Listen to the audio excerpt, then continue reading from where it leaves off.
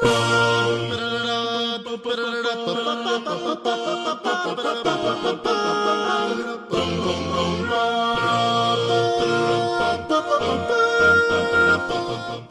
DT Camp Blog, stardate 081519. Our group made its arrival onto planet Texas when suddenly this random wormhole opened up and sucked us out into downtown. We've been making our way around with Itchy as our pilot, guiding us to our home destination of A-Fest.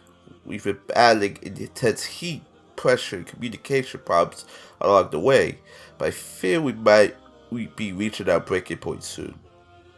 If this message somehow manages to reach you, just know that the following you're about to hear may contain language and content that could be unsuitable for the people around you. Listener discretion is advised. I hate to spoil the contents of our discussions, so I advise you tread carefully while examining through this recording. Of course, the views and opinions of the crew involved are ours and ours alone, and no one else's, so don't get the wrong idea. We're making it through the best we can, surviving on the local flora and fauna, though the people around here have been nice and friendly. They spoke highly of something called Hard 8, and some urban legend about Deadeye Mary. They also told us about using the stars to help us get home, for the stars at night are big and bright, deep in the heart of Texas. Wait, hold on, I'm getting a transmission somehow, from a ship called the Astra, oh boy. Houston, we have a problem.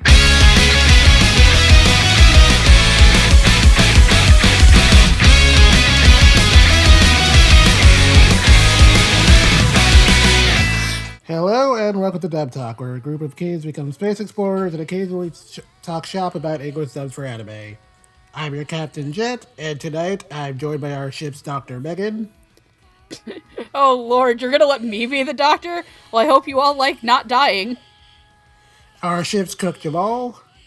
Danger, Kanata, danger! And our resident mascot Andrew. I'm gonna miss the Gruppies.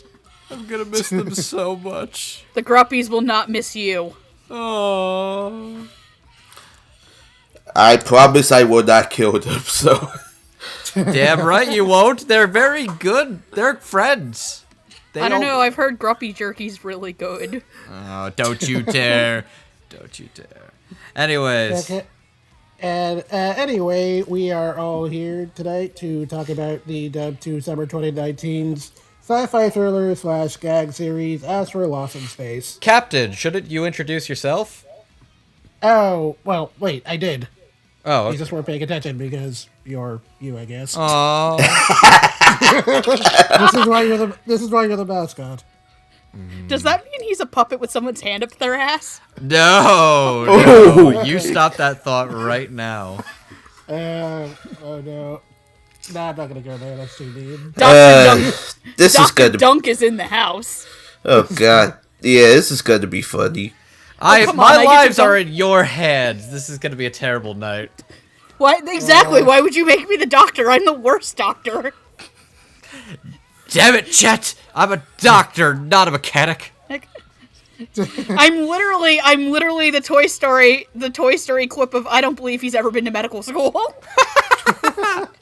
I don't believe that woman's ever been to medical school. Alright, so for anyone who's not familiar with the series, I'll just go with the synopsis from A&N real quick. In the year 2063, traveling through space has become commonplace. 8 students from Carrot High School, along with 1 child, set out for a school camp on a nearby planet. However, the students are then mysteriously transported 5,000 light years away from home with no way to call for help. Aboard an abandoned spaceship they call the Astra, these 9 students slowly try to make their way home and figure out why they're transported in the first place. So basically, this is the Star Trek Enterprise and anime dudes. Enterprise? More like Voyager. This is Voyager, you fucking casual! Okay, Even- I don't know. Look, I don't know Star Trek that well. I'm sorry. Jet, Voyager. I don't watch Star Trek even I knew it was Voyager. So when do they get the lightsabers? God fucking... That's Star Wars. That's the joke. That's the joke. Alright, Radio Wolf Castle. All right. That's your dunk on me for this evening, I guess. God bless. Love you, buddy. Anyways, for all the people who have not watched the show, Is there a cat on the ship? does Bigo count? I mean, it looks like None of a you, dog, so not none of you really. fuckers know what Red Dwarf is. I'm upset now. Anyways, if you've not seen the show Astra Lost in Space at this point, or have not read the manga, this is the point where we firmly and politely tell you, we are going to spoil this entire fucking show. Get out now. This is also the part where I firmly and politely tell you to let Jet do his fucking job. And this is why I firmly politely tell you both to shut up, please. I mean, we have disclaimers for a reason. This is true. But yeah, I mean, if you haven't watched the show, don't watch this, obviously. And with that, I guess we might as well get right down to it. So, as always, we will start off by talking about the folks behind the booth. We have the ADR directors who tackled the voice direction for this dub, and the dub's adapted scriptwriters. For our main... do you guys want to talk about your predictions for ADR staff, or not really? Yes. Nah. I had predictions for ADR staff,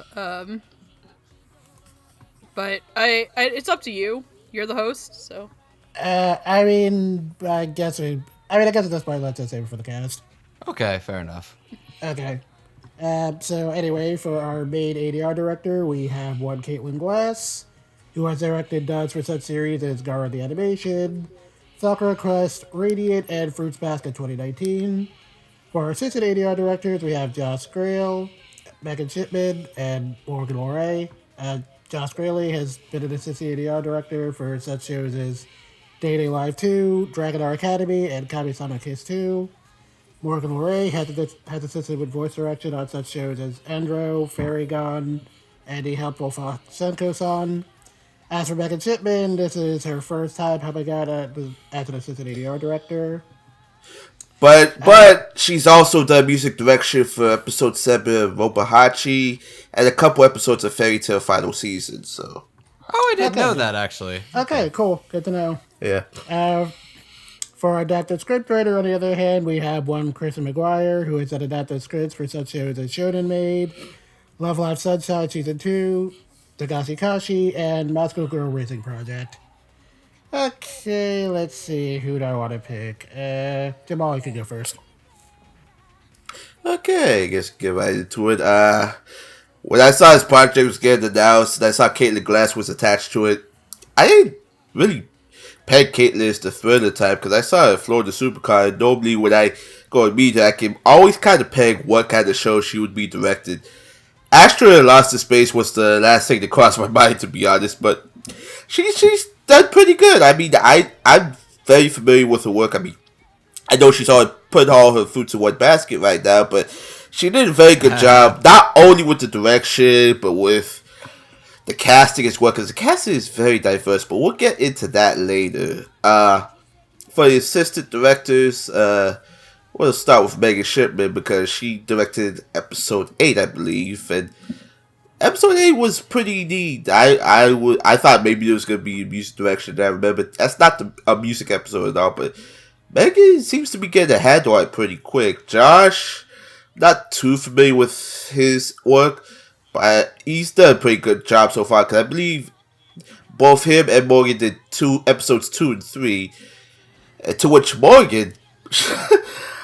oh man, I'm starting to admire Morgan more and more as a director now, because she not only helped out with 2 and 3, but also most of episode 11. And when we get to later on, I will get to why I bring that up. But I feel she did a phenomenal job helping Caitlin out with the direction. And as for Kristen, her script writing, it's funny because normally when you see Kristen write, she would put maybe a couple criticisms, but other than that, she would always stay faithful to the script, almost to the letter.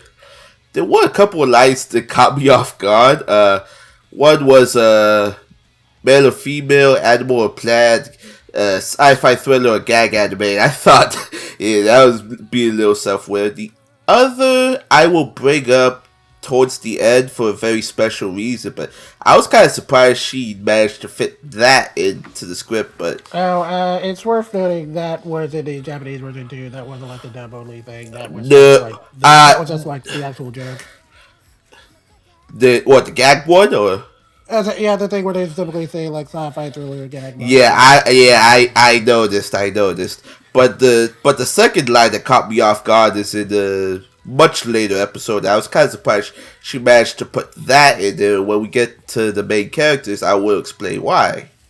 But other than that, I feel everybody did a very good job. Like, there was nothing that really felt out of place or anything. So that's all I gotta say. Okay, who would like to go next? I guess I'll go. I figured that Caitlin was actually going to do this, because when the original tweet that Funimation had actually got the that they were going to be simuldubbing this came out, she immediately was like, I wonder what this is, and I'm like, thinking emoji spinning around in a circle. Basically. It's actually really bad, is that, like, Andrew's been retweeting really funny comics of Shamir and Catherine from Three Houses, and I just imagine it with the Catherine's face from that. Oh my god. I love those comics. And then she twists it, and then I twist it. So I had a really strong indication that Caitlin would be doing this. Most directors that are there full-time do 2 shows, so I never doubted that she was going to do this. I did have Clifford Chapin as my backup prediction because I didn't know what the hell he was going to do when I wrote that. That being said, there are a lot of things I really want to appreciate that Caitlin did for this dub.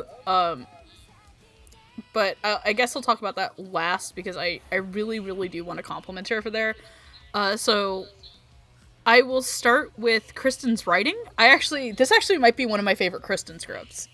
It walked that line of being faithful to the show, but also bringing in stuff for localization that never made it really feel like super dated, and stuff that got a genuine laugh out of me. The one thing is this, like, there is the term garbage fire that's used, and I'm more used to dumpster fire. Yeah, I heard that too. I'm used to dumpster fire, which, if anyone's saying nobody uses the term dumpster fire, that's a lie. My coworkers and I use that a lot, and half of my coworkers are at least 20 years older than I am.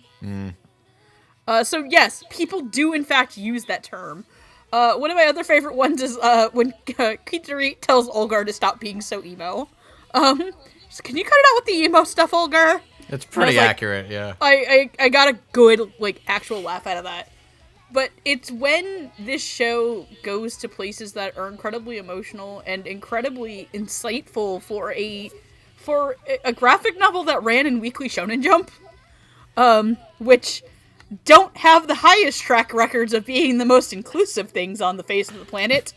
Let's all be real here. Okay, because I'm me, I'm gonna have to, like, correct you slightly. It read in Shonen Jump Plus, which is like their weird digital-only magazine. Okay, my apologies, but it's still Shueisha. It's Shueisha. Okay, there's inclusive stuff in Shueisha in general, just not like the Jump brand most of the time. Yeah, like, this still ran on, like, a Jump, and more specifically, you can read this on the Weekly Shonen Jump manga app in the United States. Like, you can read this.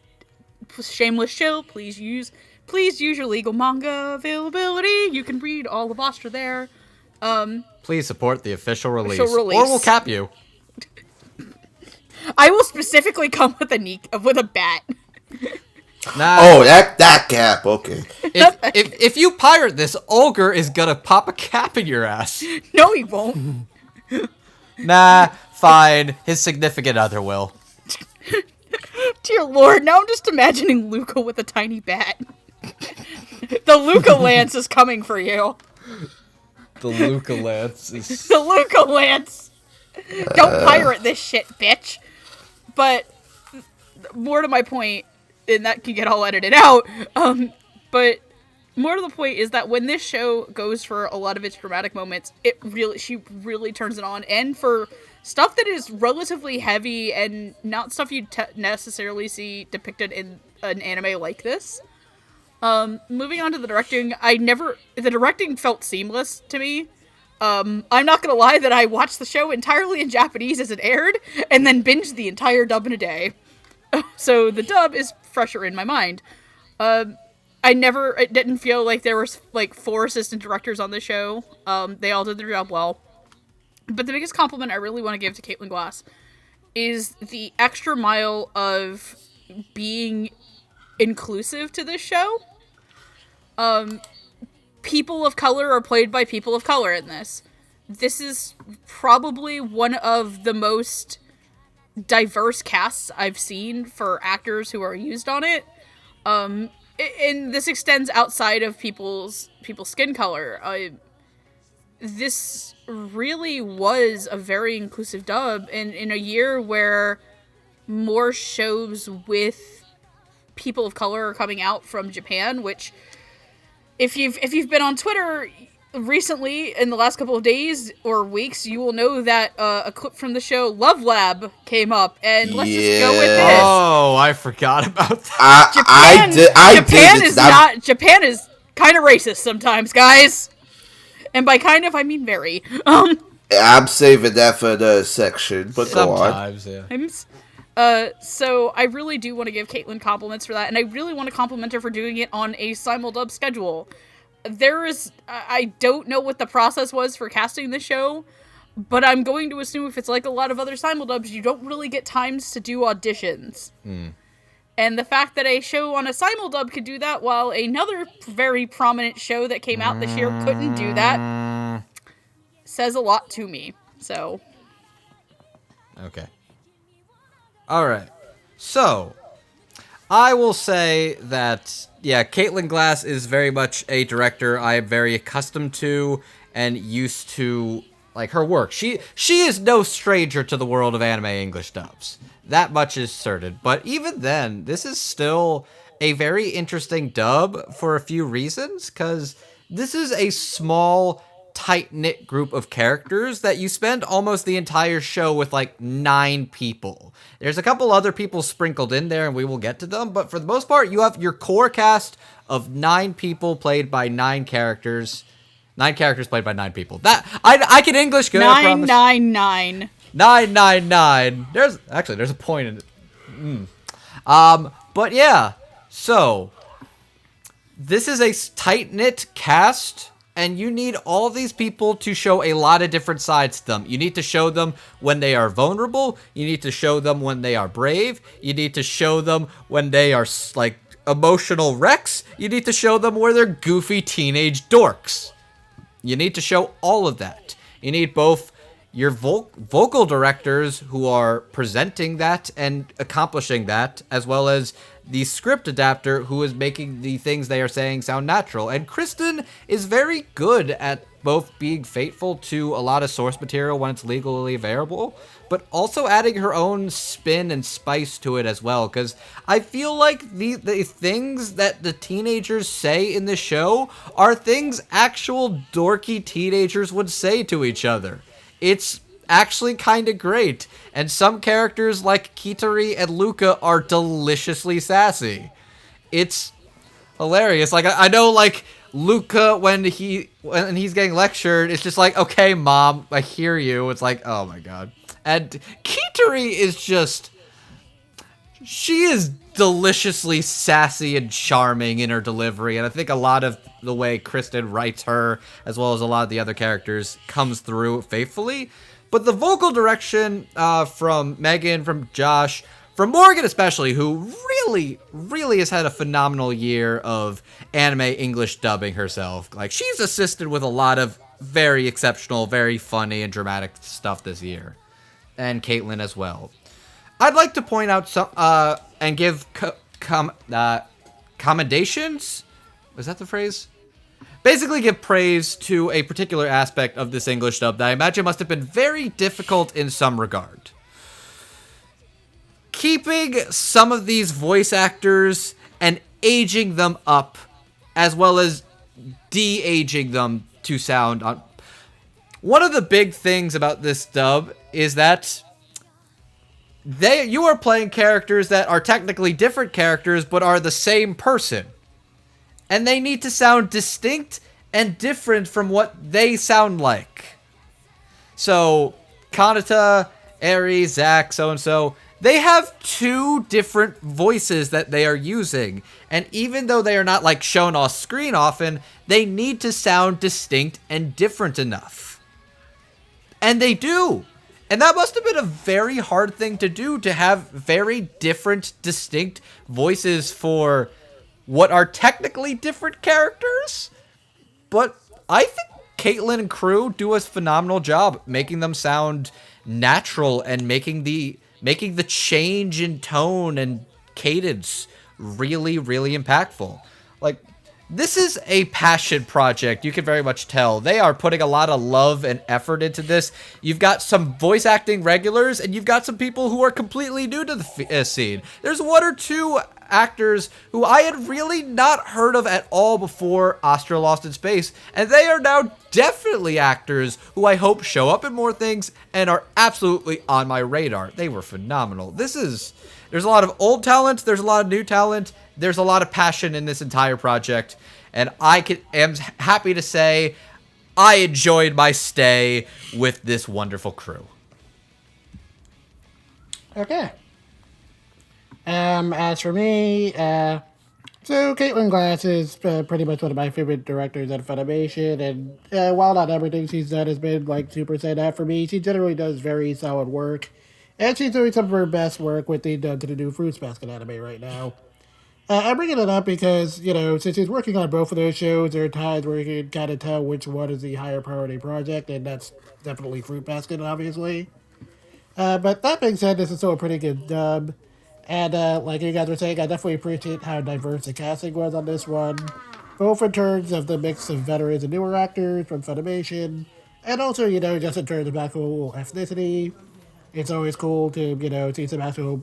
it's always cool to see black voice actors doing anime work, and I'm definitely very glad with how they casted Luca. We'll get to that later, of course. Honestly, I really kind of wish another dub from this year had taken a few cues from that when it comes to diversity, but it's a whole other thing there. That's another conversation for another day. Yeah, that's the conversation. Yeah. Granted, not every performance here landed for me, and I'm definitely mixed on at least a couple of them, but I definitely respect that Kate would decide to go out of the box with the casting on this one. And I think that the overall direction on this one from her, Josh, Megan, and Morgan is all pretty consistent, and all more or less generally sounded like the same person was directing it, which is great. As with the script, I thought Kirsten did a very solid job with it, and having read through the manga a couple of years back, her translation for the dub is pretty consistent with Fizz's. She definitely had some fun with the comedy portion of the show, where there's like a couple of minor liberties taken here and there. But some of them actually helped to make the jokes land a little bit better for me, so I'm definitely pretty happy with what she did there. On the whole, I probably wouldn't put this among my favorite dubs of the year, and I kind of lean maybe a little more towards the Japanese track on this one, but the dub definitely grew on me a lot with time, and there are definitely some performances here that really impressed me, so on the whole, I think it's a pretty solid job. Excellent. And with that, we're good to move on to characters. So for our first, we're going to get the adults out of the way, since we're mostly going to be talking about the kids here. The only 2 good adults in this entire show. The only good ones. Okay, Detective Grace. There are 3. There's the detective, but that's... Okay, and also Ulgar's brother, but he's dead. Yeah. Yes.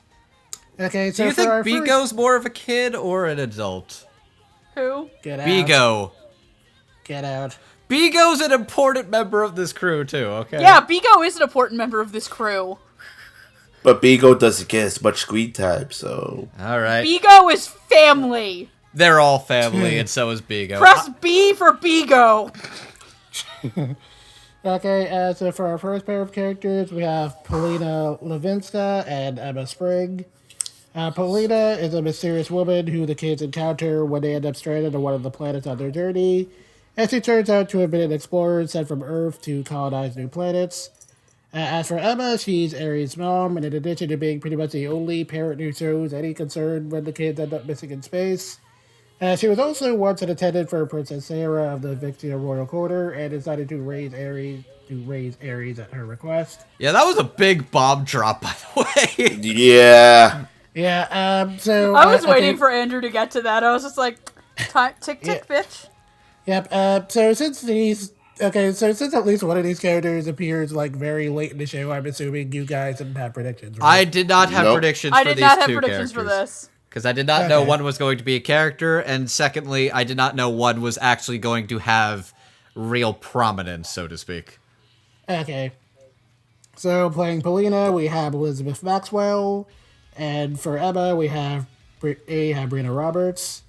Elizabeth Maxwell is no stranger to this podcast, and you may have heard her in such roles as Albedo from Overlord, Cordelia Gallo from Gothic, Bishamon from Noragami, and Ymir from Attack on Titan. As for Brina Roberts, she's a fresher face in Funimation, and while she's done a few background roles in shows such as SSS Gridman and Black Clover, her only other named roles are Susanna from Astra Lost and Mirai from Conception. I've seen her name pop up in a couple of recent dubs, actually, so it actually is kind of cool that we do get a chance to talk about her. Yeah. Okay, on that note, why don't you go first, Andrew? Okay, so I'll be very quick with Brienne, but she does a very good job sounding like this kind of meek but very concerned parent who is there for her child and is willing to be there for her child. Because it turns out all the other parents aren't willing to be there for their child because of reasons. For very... ethically. Do we want to rip the ethical band-aid Rip it off. Okay, That's why these two are here. Rip it off, Megan. Rip it off. Yo, so there's fucking clones. Yeah, there's some cloning shit going on in this. And as I was sort of alluding to earlier, all of the crew have to play older versions of themselves because they are younger clones of other people who want to take their minds and put it in a younger body, therefore erasing and killing the mind of their clones, which there is all sorts of ethical shit wrong right there. What the fuck?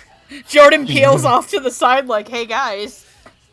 Jordan Peele's like, oh cool, I'd watch this. Get out. Anyways, Emma is not actually one of those. She, as we've alluded, she's a handmaiden for a princess who was actually the original for Aries, who decided, I don't want her to be me. I want her to live her own life. Though, ironically enough, she named her name, but backwards. She didn't name her, Sarah did. Sarah literally had her handkerchief with her name on it, literally turned it around and said, I got it. Which, can I say, I appreciate the little opening foreshadowing where Aries' name is literally flipped upside down and everybody else's isn't. I like that little touch. Little things like that. Brienne does a good job sounding like this very concerned parent who's there for her kid and is doing her best. I don't have much to say for Brienne, but she's definitely making a name for herself, and I look forward to getting the chance to talk more about her work in the future, but I really liked what she did with Emma. Elizabeth Maxwell is a name I'm absolutely familiar with and am a fan of. I have never heard her do Russian. I've never heard her... According to the Q&A video that Caitlin put out, she had never done it before this. Okay, so this is a first time for her doing a Russian accent, and all in all, great job, actually. She did a really stellar job at being a Russian. Get out. Okay, Andrew, this is not going to be another Dr. Stone incident. I will stop you. Look, stellar is a phrase I use without being intentional, but I think it's fitting. No, you definitely use that intentionally, I heard you. Okay, I thought about it, and then I decided, fuck it, I do what I want. Anyways, Elizabeth is exceptional. She's doing her best at basically being, oh god, I was in stasis for 12 years. And then it turned out, no, she's actually about as old as Avatar Aang. That's how long she was frozen. There is a literal blank century from, like, the concept of the blank century from One Piece is literally a thing in Astra. Because there's just a missing century in time to try and, like, pretend this didn't happen. There's a lot of shit that goes into Elizabeth Maxwell. This character doesn't get to do too much, but Polina's a very interesting figure at helping unravel the true mystery behind Astra, as well as also the revelation that, oh yeah, this is somebody who lived in a time where countries were a thing, and religion was a thing, and world wars were still a thing, which I think probably, like, there are two really good reveals that came about because of this character. One is, oh, what planet are you from? What planet are you from? That's not Earth. Oh, yeah, we're from Astra. It's like, what? What is that? Oh, dear God. Polina? What is God? Which, that is such a...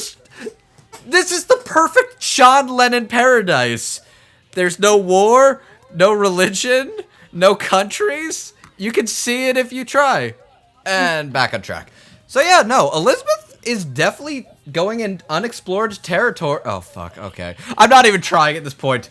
No, Elizabeth is a phenomenal actress. She does this very good, like, sultry, older voice, but also manages to sound very, like, cute and sweet as well, and manages to blend in with this cast of characters very well. And even though she's a bit of an outsider, she becomes part of this big family of theirs, and she's delightful, and she's pretty funny at times too. But yeah, I'm just very impressed with Elizabeth exploring a new accent that's outside of her normal repertoire. And for her first time doing Russian, she does it pretty great. Alright, I'm done. Okay, Megan, why don't you go? Oh, fuck. Alright, so, one of the things I really would like to say that is I do enjoy that Brianna Roberts does make Aries sound like a concerned parent.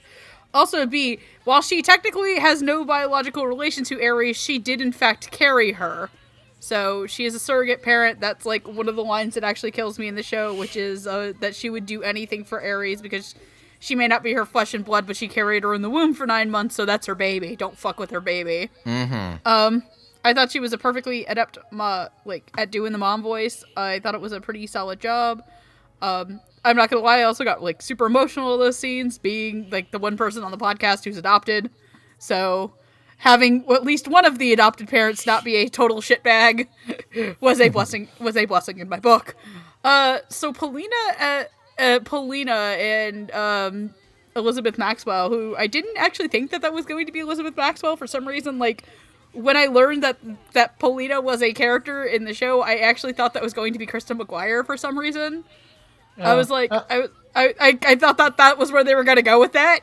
I don't know. I personally thought that was probably where Caitlin was going to put herself. But yeah, it was either going to be Caitlin or Chris. I was like, okay, but I'm okay with it being Elizabeth. Like, I think she did a really solid job. I thought her Russian game was very strong in that she has a lot of really good reaction moments where she, like, coughs and screams and cries, but Astra Lost in Space can also be called Astra Lost in Open Mouth Responses, because there's a lot of really good ones in this show. Mm-hmm. I lovingly refer to it as Kanata's actors' magical screaming noises, because they are my favorites. Like, one of my absolute favorite Elizabeth reactions is when Paulina finds out that she's been asleep for like 100 years. Oh, God. And she's just like, I'm so old! They are so bad at comforting her, too, about Her, that. too! Specifically, it's Funicia who's really shitty at comforting her. And then the very last episode where Funicia runs up and goes, hey, Paulina, and she's like, that's Miss Ziski to you. It's like, man, aren't you, like, super old? And I was like, Jesus, Funicia! She had a family! They're all dead now. They're all dead now. That went dark. Damn. Don't worry. They're just like her cast and crew, looking at her from the great beyond. Megan put her sassy pants on for the recording. But I really, really enjoyed Elizabeth. I wouldn't say she's my favorite performance of the show. I thought it was really strong, especially when, because Jed alluded to it, that she was also a major character in Fruits Basket while this was going on, and the almost night and day in the performances between her as Uwatani and ripping all of our hearts out collectively, and her as Paulina and making her sound like older. And one of the things I do appreciate is that she does sound older than some of the kids on the ship. So Yeah. Despite almost looking like she is the same age as them. Man. It probably also doesn't help that, like, they put her in, like, teenage stupid t-shirts. I mean, to be fair, Aang was like 12 when he was frozen in the ice, so she's just sitting in there like, man, I wonder what she was thinking about the entire time. Anyway, go ahead. Yeah. Yeah, you say... Oh. Sorry. Yeah, you say those shirts are stupid, but some of those shirts have meaning.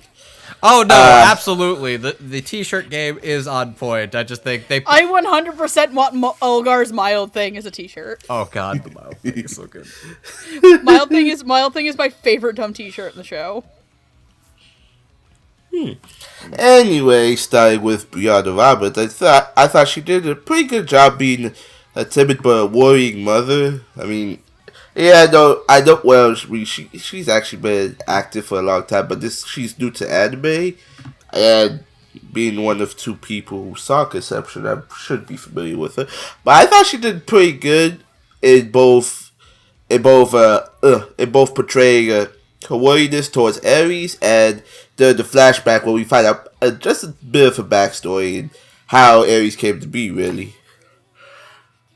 But now, Elizabeth Maxwell, this was impressive because, again, as we pointed out, this is her first time actually speaking Russian. Hell, I wouldn't be surprised if they still used that Russian dialogue coach left over from Dumbbells for this, but she did a pretty good job. She not only made the accent easy to understand, but also voice accessible as well. And having to display all those emotions, because, you find out that Astra pretty much Fahrenheit 451 their history, was kind of a shock to her. Like, I mean, the way she has to emote herself, I thought those were very impressive. Like, I'm sorry, I'm at a loss for words, because I never pictured Elizabeth Maxwell in Russian accents, but hey, here we are. First time for anything. Yeah. Yeah, it's strong like bull. But I don't really have any more to say. It's goddamn impressive. And both these ladies did a very good job. I mean, they're pretty much the backbone of the two major twists to this show. And I thought they conveyed that very well. And also, Mama Spring managed to go to the authorities and get this all worked out. Which also, I love that little cute futuristic like tech where you take all of those video files, all of those audio files, you put it in a digital paper airplane and like fly it across space. I'm not gonna lie, that was one of my favorite shots in the show. It almost made me start crying. I got very emotional to that scene, but I'm a huge baby. The show made me almost cry like 4 times. I don't blame you. Man, one of my favorite shots is something with Charce, we'll talk about way later. Oh! You know the one I'm talking about, I think. Anyways. Yeah, I'm pretty sure we all do. Jet? Is it him? Is it him stumping the competition? No, it's let's just say, oh god, fuck. Chet, please continue. Okay, alright, okay, so starting with Elizabeth Maxwell as Paulina. It's always nice to see Elizabeth Maxwell pop up in things, and she's certainly a pretty versatile actress. Personally, this is probably the first time I've ever seen her play a character with an accent. And I know that playing accents and dubs can be a little bit of a double-edged sword, since sometimes they can have to add a little bit of authenticity to a performance, but if they're overplayed, it can sometimes sound a little unintentionally goofy and throw everything off. Luckily, I thought Elizabeth Maxwell's Russian accent for this show was actually pretty nuanced. And given that Russian accents in particular tend to usually be done as over the top as possible, I definitely appreciate that. And while the accent itself is like very thick, it never takes away from her acting, whether it's in her like comedic reactions to some of the kids' antics, like especially that whole bit where she finds out how old she is. That was hilarious. Or like, or when she needs to sound vulnerable, like that scene where she's at the site where her crew members died, and or that bit where she's like really confused about this show's whole crazy timeline scenario. And yeah, I just really enjoyed it, and it really goes to show that the Savage Funimation are getting really, just gradually getting better at how they tackle accents and dubs, and yeah, this is a really solid work with Elizabeth Maxwell. As for Brita Roberts, I haven't seen any dubs to After Lost or Conception, since those shows are very not good. Okay, just be frank about it. Why don't Just rip the band-aid off. They suck. So this was my first real impression of her as an actress, and on the whole, I thought she did a very fine job. She definitely made Emma sound like a concerned mom compared to the rest of the show's quote-unquote parents. And I thought she did a really great job bouncing off with them in episode 5, where she was the only one voicing any actual concern over the kid's safety. And the worry and desperation in her voice during that moment felt pretty believable to me. I also really liked how she kind of handled a little montage of moments between her and Aries during Aries' whole childhood flashback in episode 11. And she just really made Emma feel like a very warm and loving parent, which kind of helped to just really add to that scene. I mean, about the only serious talk I'd give her that she sounded maybe like a little rough in that flashback where Emma was first tasked by Princess Sarah to raise Aries. Like, I thought her crying felt maybe a little off to me, but other than that, I really enjoyed her work. And I definitely hope she gets to do more stuff with Funimation in the future. So, good job. And with that, I guess we're good to start moving on to the kids. Okay, what's our first group? Okay, so for our first group of characters, we have Zach Walker, Quitterie Raffaelli, and Phoenicia Raffaelli, aka Funi. Yes. I think I love And Bigo. And Bigo. I mean, I don't have Bigo listed, but you are free to talk about him by all means. Can we just say quickly who it is then? Yeah, go ahead. Bigo is Sean Gann, and Bigo Hi, is Sean. adorable, and he's a perfect, adorable anime mascot that speaks his mind, and unlike the Danganronpas, is not out to kill everybody. So Press thank B you, for Bigo because we love Bigo. Bigo's adorable, Yeah. and I love him, and Sean is great. Sean is great as Bigo. Yeah, so as for the other three, Zack is a young genius who's in charge of the Astra's navigation and maintenance, and he's he never says he's the number 2, but he's basically the number 2.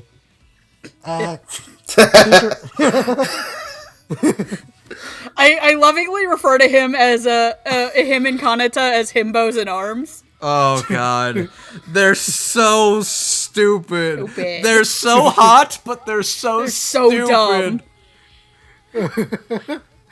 Quitterie is the ship's doctor and is kind of the most spoiled of the group. While Funi is Quitterie's younger sister who gets brought along to space camp as a +1. So, Because your mission is just to take care of this kid. Stop asking questions. Your mission is, here's a child. Make sure the child doesn't die in space. Bye. We didn't give you a sack of flour because we figured if it cried and pooped, it would be a lot more realistic. Yeah, so who did you guys predict for these characters? I'll go first. For Zach, I had Damon Mills or Howard Wang. For Quitterie, I had Amber Lee Connors or Caitlin Glass. And for Phoenicia, I had Danny Chambers or Madeline Morris. Okay, interesting. For Zach, I figured... I watched a bit of the sub to compare a little some of these voices. Zach, I figured he's a teenager, but he has a bit of an older voice in... Zach is... I'm not gonna lie, Zach is the person in the subs. I'm like, you are very clearly played by an adult man. Very much so. So I figured maybe somebody who could still... who is a bit older, but can still actually do a teenage voice pretty well. So I thought Jason Lebrecht or Eric Vale for Zach would be good choices. As for Quitterie, I thought somebody who could do sassy and spunky teenage girl, but also with a bit of a tsundere heart of gold. So I thought Jill Harris and Kristen McGuire. And for Phoenicia, I thought... who's good at making these girls sound very tiny and adorable? Christy Rothrock and Sarah Wiedenhef. Okay, Jamal, did you have predictions? Yes, I did. For Phoenicia, I had Brett April, Madeline Morris, and Macy Ann Johnson. For Quitterie, because she's pretty much a Gyaru at this point, but with slight Suderish tendencies. Joe Harris, Marissa Lanty, and Madeline Morris, because she looks like another character she voiced. Oh my god, she does look like fucking Hibiki. It's what I call one of the 4 Gyarus of the apocalypse, except not causing the apocalypse. And for Zach Walker, along the same lines as Andrew, Clifford Chapin, Chris Gardner, and Ian Sinclair. Okay. Okay. As for me, for Zach, I said Eric Vale, mostly because, like Andrew was saying, I was thinking, like, deep voice. Okay, yeah, I was thinking, like, deep voice, but still sounds like a teenager, and he's generally very good at that sort of thing. For Funi, I said Alison Victorian because she has a really good child voice. I enjoy hearing her do those kind of roles, so I figured that would be a lot of fun. And for Quitterie, I said Tia Ballard because she's pretty good at Ballard voices, and I still, like, and her Megumin from Shiki still kind of haunts my dreams, so yeah. I'm boy. I'm surprised though you went for the low hanging fruit with Zach. Zach what would Walker? that be? Yeah, I'm surprised though y'all went with Tatum. Oh, okay. Damn, it never felt like a Tatum. It never felt like a never Tatum felt to like a me Tatum either. character. It looked like a Tatum character to me. Fair but- enough. It did not. Okay. I know it's a character that wears glasses, but Wears glasses, has a deep voice. What do you mean He doesn't have black hair. Have you seen Tatum in person? Yes, yes, I have. Jamal. No, I'm saying that Zach doesn't have black hair. Most of the glasses characters that Tatum play have black hair. Doesn't have to be black hair. I mean, Okay, this is semantics. This is not a Tatum role. Who is it? Okay, so getting into who actually plays these characters. For Zach, we have Aaron Roberts. For Quitterie, we have Satsu Aba. And for Funi, we have Danny Chambers. Yay me. Aaron Go, Megan. Roberts, yeah. Aaron Roberts has voiced such characters as Cody Balfour from Gangsta, Mo Murder from Bookie Pop and Others, Howard Link, Andy Grayman Hallow, and Red from First Love Monster. Danny Chambers has voiced such characters as Dahlia Hawthorne from Ace Attorney, Bella from Bem, Sarah Kanata from Island, and Chise Hattori from The Ancient Magus' Bride. And as for Satsu Aba, she's also a bit of a fresher face in Funimation, doing background roles in shows such as Zombieland Saga and Dr. Stone, with her only other named anime credit being Melba from Radiant. Can I go first here? Oh, yeah, by all means, go first. First of all, I would like to congratulate Cody Balfour for making it to space after Nick kicked the cop car. Oh my god. That's an old reference. wow. That's like the That's like one of the original Dub Talk episode references. That's like within our first 20. I think that was like maybe the second one I did. Was I on No, that? you were not on. You were on Gangster, but you were not on. You were not on Sky Wizards, where that joke actually comes from. Okay. But I'd like to point out that Zach Walker is my boyfriend in real life. For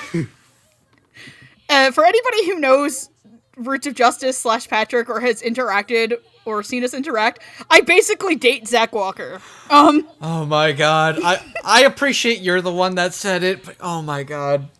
And Aaron Roberts does a fantastic job. And almost...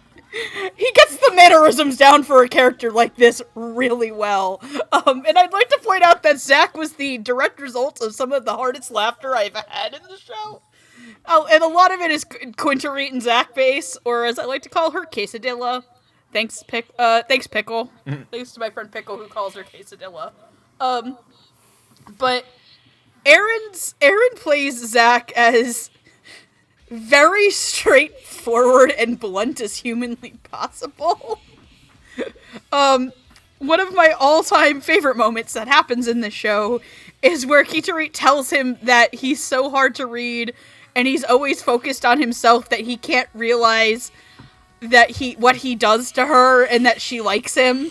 And he's like, of course I knew you liked me. I've liked you this entire time. And he's so almost deadpan about it. And she's like, are you fucking kidding me?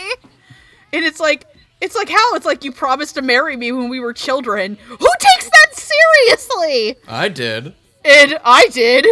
And just Aaron's very much, like, mellow, very understated at point times of Zack, matched to Sakia's intensity as Quitterie.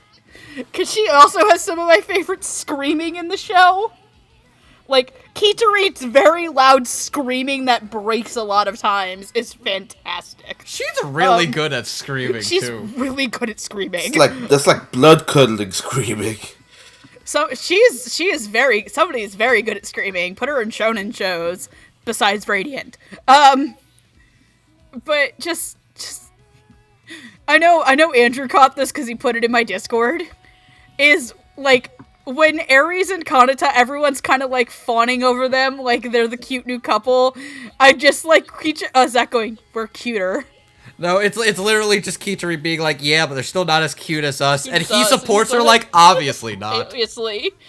Get a man who will stand behind you like Zack will stand behind Quitterie. Also, I love that literal massacre when they're trying to raise the spirits and tell everybody they're engaged. That they're engaged. And he's just completely, like... Because Zack does not emote. Zack's face never emotes in this entire fucking show. It's literally... There's like one time I think maybe it does, and that's when a screwdriver falls on him and he yells. But Zack's face does not change, and it's fantastic. And he's just like... Just Aaron's delivery of... What's so cute about her? All of her is cute. And they're like, oh god! I feel heart palpitations! Like I said, I was super impressed with Sakia. I did not know who this was when the show got casted. I was very much unfamiliar with at least two people in the show. She was one of them. We'll get to the other ones sooner rather than later. I want her in more stuff. I want her in, like, dumbbell-esque comedies. I want her in drama stuff, because she was fantastic for a character that... an actress that I didn't really know about until now, and she got all the screaming, she got all the emotionality, she got the kind of valley girl that she, like, has to work out of as Quitterie joins as a character, and I very much like that despite the fact that, again, we revealed this earlier, her and Funisha are clones of one another, that she sounded still distinct from Danny's Funisha. And Danny's Funisha is adorable and precious, and I think this is the youngest I've heard her go. I am a lot more familiar with Danny playing, like, older teen characters like Chise and her role in Mix. A little bit in Endro. Endro's still a little bit older sounding than this. I want to say, and I want to give compliments because I can't tell which one of them it was, but if it was Danny playing Funisha in the last episode... where Funisha is older, and she looks, like, identical to Quitterie. Somebody on another Discord I went on actually complained that Funisha Seiyu didn't change her voice. She still sounded the super little kitty Funisha voice. I was super impressed if that was her. It sounded nothing like her, and I was like, holy shit. There also is the chance it could have been Sakawa as well. We're just not 100%. Yeah, just because, as, like, a nod, but... I really enjoyed everybody in this section a lot, and I hope that when my boyfriend listens to this, that he understands that Zack is one of the goodest boys on the Astra. And don't worry, Aaron Roberts, I think some people will not fight you IRL for Zack's honor. Oh, yeah, Zack. I mean, that was one of my favorite tweets when that came out. It's like, Zack's best boy, fight me IRL. I mean, I'll fight you if you want me to. Actually, no. Actually, Jamal, since you're ready to fight... Oh, goody! Wait, Andrew. Andrew, I don't want to host this podcast. Okay, fine. I'm sorry. Okay, now you can go, Jamal. Okay, good, because before we start, I'd like to preface, because Megan alluded to this earlier, because one of my big concerns with diverse casting is Japan doesn't always write black characters very well, and so sometimes I get scared when some people go one-to-one, and you kind of have to toe the line with the dialogue. And one step the wrong way, you could really piss me off. Because I know I was kind of worried with this casting. I was worried with, like, Crone in Promised Neverland. one character in Vanishing Light, but that was Alfia Yu. So when I saw these two names pop up and I listened to them, they actually came out very well, and I'm very glad. It made me happy. It made me very happy, really, because well, for one thing, Danny Chambers has always been good at like playing the goodness of girls at times. Like, you know, it can be very quiet or very upbeat when need to be. And it's the fact that Funi and Quitterie the same person it can kind of confuse you at times too. Because I remember in Quitterie's flashback with Zack, she also played young Quitterie, and I thought that was very awesome. I don't know if she voice matched Sachiwa for older Funi, but well, I guess we'll find out soon. Sachiwa, of course, the only other role I've ever heard of is in Radiant, where oddly enough she played a Funi type character, if you know what I mean. Yeah, she had a puppet on her head. Anyway, oh, she did? Okay, I thought you meant like she was like a young kid or something. No. Her dad was a... Yeah, I'll explain that later. Okay. But she did a very good job as Quitterie. Like, she manages to... Because Caitlyn managed to use the Vigo type accent, which was similar to what I heard in the Japanese. And she manages to play it out very well, because at the start, like, you know, she's... Well, not kind of. She is bitchy at times. And then she kind of... You see it kind of mellow out a bit.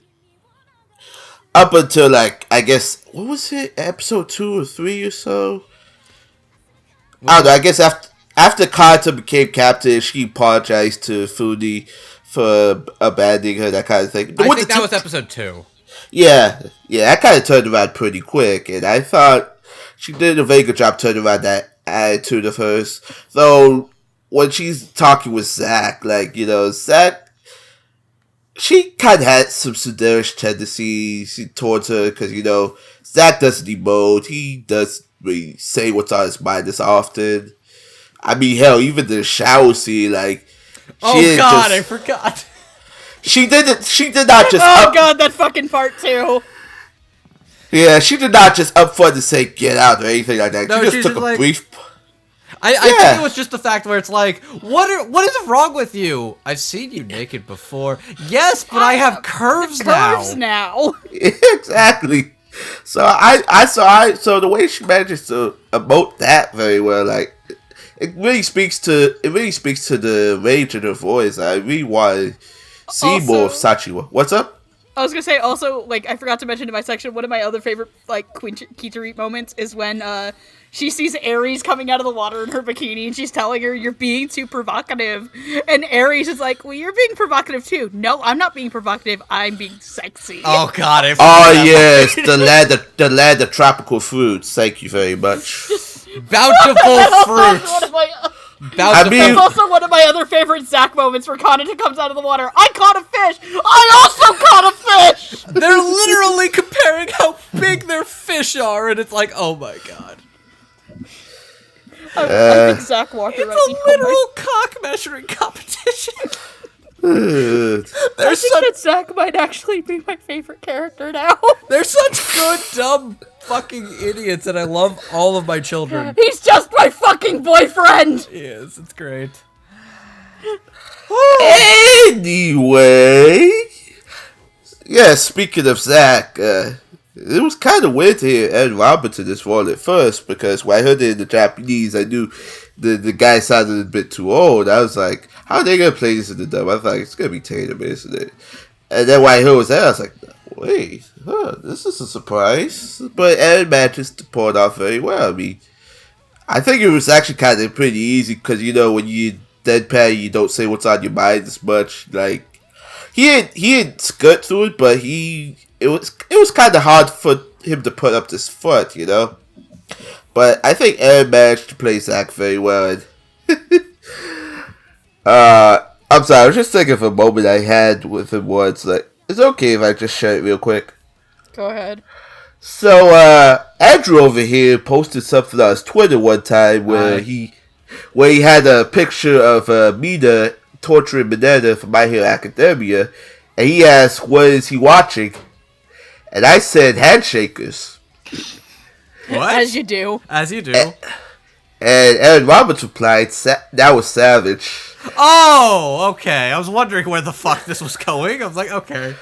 To which, not only did I forget he was in Handshakers, I also forgot he follows me on Twitter. That's the scary To thing. be fair, a lot of people I think would like to forget that they were in Handshakers. That's the scary thing about our position is realizing we post dumb things on Twitter and realizing, oh, these actors we like and cover actually follow us. I mean, I don't mind from time to time. I don't mind either. It's just sometimes I just forget about it. That's all. Exactly. It's just like, oh, hello there, friends. Welcome to the party. I post some weird shit and cute dogs. Yeah. I've seen what you post. I've seen what I post. I know. I'm sorry, anyway. And speaking of posts, would you like to post your thoughts, Andrew? Yes, I would. So, I'll start off with Aaron Roberts as Zack, because Aaron Roberts is exactly what Zack needs to be. He is firm, he is strong, he is intelligent, he knows what he's doing, and he's also a dork who doesn't have a clue in the world. I think, like as I was saying, the Seiyu very much had Zack, even though he's a teenager, play him a little bit older, but I think Aaron Roberts is good at both matching that, but also making him sound like his age, maybe a year or two older, but still sounding relatively like a dumb, dorky Poindexter who just is trying his best. And he's a very, very good boy. The bromance between him and Kanata is actually adorable, and you can really tell he trusts him with his life as he earns the trust of everybody on that ship. And I love the way he bounces off of certain characters. I love the way Luca is very sassy with him at times. I like how some of the other characters bust his balls. I love how fucking great him and Quitterie are, and how Quitterie is so in love with this guy who doesn't have a clue, but he's in love with her too, and it's just, oh, you're so stupid. Quitterie is a delicious morosexual. It's like, he's smart, but he's not, like, street smart. The question is if he's sheet smart, if you know what I'm saying. You know what's funny, Andrew? I know.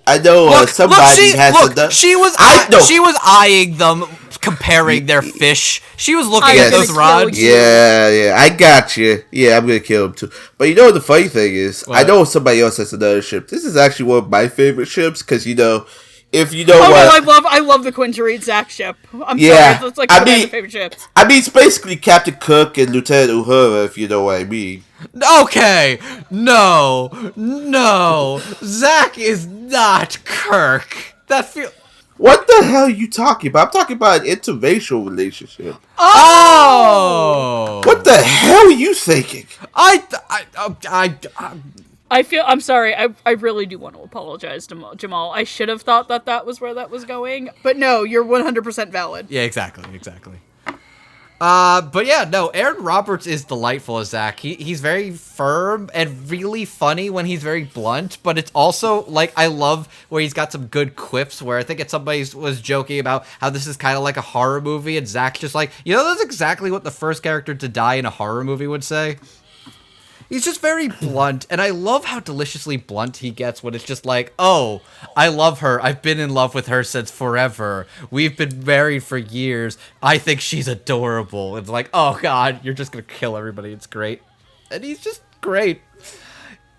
I'll go with Funi next, because Danny Chambers is somebody who I've also gotten very used to and accustomed to. And God, she's so cute as Funisia. Funi's so cute. She's adorable. I want to hug her. I want to pet her. I want to give her snacks, and I want to tell her everything's going to be okay. And then Bigo will basically tell me to get away and say, because Bigo is basically the creeper alarm. That's what he is. Or Bigo's basically like, oh, this is all the dark shit I want to say as a child, but who cares? I'm a puppet. And he's great. But no, Funisia, I actually really like Funisia and the dynamic she brings to this group. Because at first, it's kind of like she's very helpless. But as the trip goes along, as she gets closer to Quitterie and everybody else, she is more dependable. Like, she is still a small child, but she is capable and she's able to do certain things as well. And I love how she tries to be very nice. Like, even in the first episode, dumb, dorky edgelord Ulgar is trying to be like, I don't want to be part of your handshake. And she's just like, come on, join us. And he's like, I can't refuse you. You're cute. But Danny's adorable. And she's wonderful. And she really does a great job at bouncing off of Quitterie and the rest of the cast. And yeah, no, Danny Chambers not somebody to be messed with. What I really want to talk about is Sakua? Sachawa. Sachawa. Sachawa Ba is, I have not seen Radiant yet, so I'm very unfamiliar with her. I was not sure what to think of this performance at first, until I realized, no, she is the right amount of sassy and tsundere, that it just works. She's really funny. She's got this sassy nature to her. She makes all these great little clips, and she's also amazing at screaming about this weird scenarios of where you're dealing with all these creepy aliens, like, ew, yeah, look how weird space creature thingy. She just screams. And she's also the first one to be like, these stupid boys are so dumb. And she's always talking about how dumb and stupid they are, and it's great. It's like, why are hot dudes always crazy is another great thing. But she's also very good at doing these dramatic beats, especially when it's going on with her issues with her mother. But it's just like this whole thing. It's like when Funi first enters her picture, it's just like, I don't want you to get close to me. Don't get close to me. I don't know how to love. No one ever taught me. And it's just like, she's really good at these dramatic beats as well. And she's really funny. She's really dorky. She's adorable. And she's also very dramatic and competent. She does the whole spectrum. And as somebody who I've not heard of before, Sachawa is fantastic. It took me a little bit to get used to the Valley Girl inflection, but it's perfect for Quitterie as a character. And she's somebody I was not expecting to like as much of a character as I did, but she's probably like maybe actually my favorite girl in the group. And I was not expecting that. She's amazing. And Sachawa, you were amazing too. I can't hope to hear you more things. Okay, sorry, just a second. Okay, I'll start with Danny Chambers first, since I probably kind of had the least to say about her performance. Danny Chambers is definitely a strong actress. I enjoy a lot of her work, and I definitely enjoy a lot of her work more with these new things she's been in. And she's definitely proven to be very good at playing very cutesy little sister characters. Like, I definitely enjoy her a lot in Mix. So this is definitely very much her in her wheelhouse, and she basically nails that pretty much right away. From the second Funi shows up on screen, Danny does a really great job of making her sound, very enthusiastic and cheerful without going into full-on diabetes levels of sugar. And when she does the whole thing of, like enunciating her words to make her sound more like a little kid, it never feels fake, and it's always definitely as funny as it needs to be. But of course, one of the most important things about Funi is how she plays off of her sister.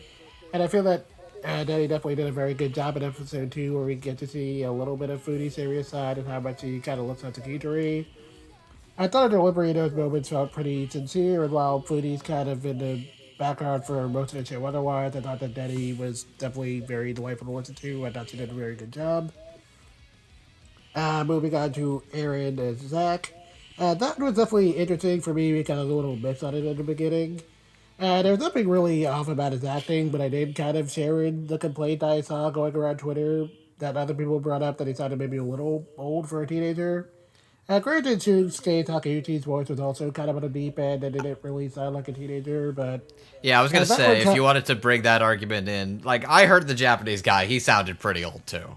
Yeah. Mm-hmm. Okay. Yeah, that one didn't sound like a teen either, but that performance kind of leads into a specific kind of baritone that I'm kind of used to for that character archetype, where Aaron's voice was maybe a little lighter and kind of, I guess, maybe a little bit closer to what the American view of what a Brainiac character would sound like. So I guess it took a little getting used to for me, but once I did, I definitely thought the performance was very solid. I thought he did a really good job of playing the straight man to everyone else's antics while also being very deadpan in his delivery, which was very funny on its own. And I just definitely liked a lot of his interaction with the other characters, especially Kanata and Quitterie. But definitely his standout moments were kind of that bit where he talked with Quitterie about his relationship with his father, and I thought that Aaron did a really good job of getting across the kind of, very quiet frustration he felt that his dad didn't really seem to love him any more than he would like a pet or a doll. And I definitely especially enjoyed that bit where he tells everyone about his and Keeterie's engagement because Aaron's stone cold deadpan playing off of everyone else's like very heightened reactions made that whole scene really funny. And yeah, it was a lot of fun to listen to. Not my favorite performance in the dub, but it definitely gradually won me over, and I very much enjoyed it by the end of it. Moving on to Sachiwa by Skutri. I'll be honest, it was the kind of the performance I was the most shaky on. I definitely liked her performance during a lot of these shows' comedy segments. I thought she did a pretty good job of snarking off the other characters. And while I'm not sure if going for the whole Valley Girl accent was kind of the best choice for her, I thought it did a really good job of making her sound, very distinct from the other girls. So I definitely do appreciate it in that respect. But where the performance kind of lost things for me was whenever Kitari had to be emotional or serious, because for me, in those moments, he sounded either a little rough or kind of outright flat, to be honest. I definitely wasn't very sold on her delivery in episode 2, where Kitari talked about how her mom never taught her how to love. Her line read there kind of felt a little stilted for me, and it kind of took me out of the scene a little bit. And I both of this felt a lot of the moments where Kitari had to like cry or anything kind of felt a little off to me. And there were times where I felt more like I was just kind of listening to an actor in the booth, and that just didn't sit right with me, I guess. To her credit, I do think she definitely got better as she went along, and I definitely liked how she handled Queetrie's breakdown in episode 9 a lot better, where the kids find out they're all clones. And I thought she did a really good job of making her sound vulnerable in that moment, and that was definitely the moment I bought. And that was definitely the most I bought onto her performance on the serious end of things. And I guess there's part of me that maybe wonders if maybe having to maintain the Valley Girl accent kind of threw her performance off a little bit, because I generally think she sounded more emotional whenever she wasn't trying to maintain that. But yeah, that's I don't know. That's a thing, I guess.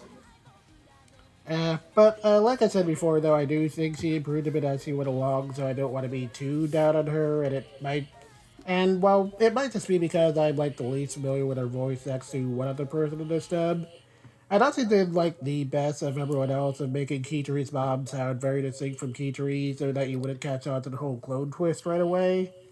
But other than that, I do hope she gets the chance to make a stronger impression on other Funimation dubs going forward. But as for this one, she was probably my least favorite performance out of the kids. Okay. Okay, so for our next pair of characters, we have Ulgar Zweig and Luca Esposito.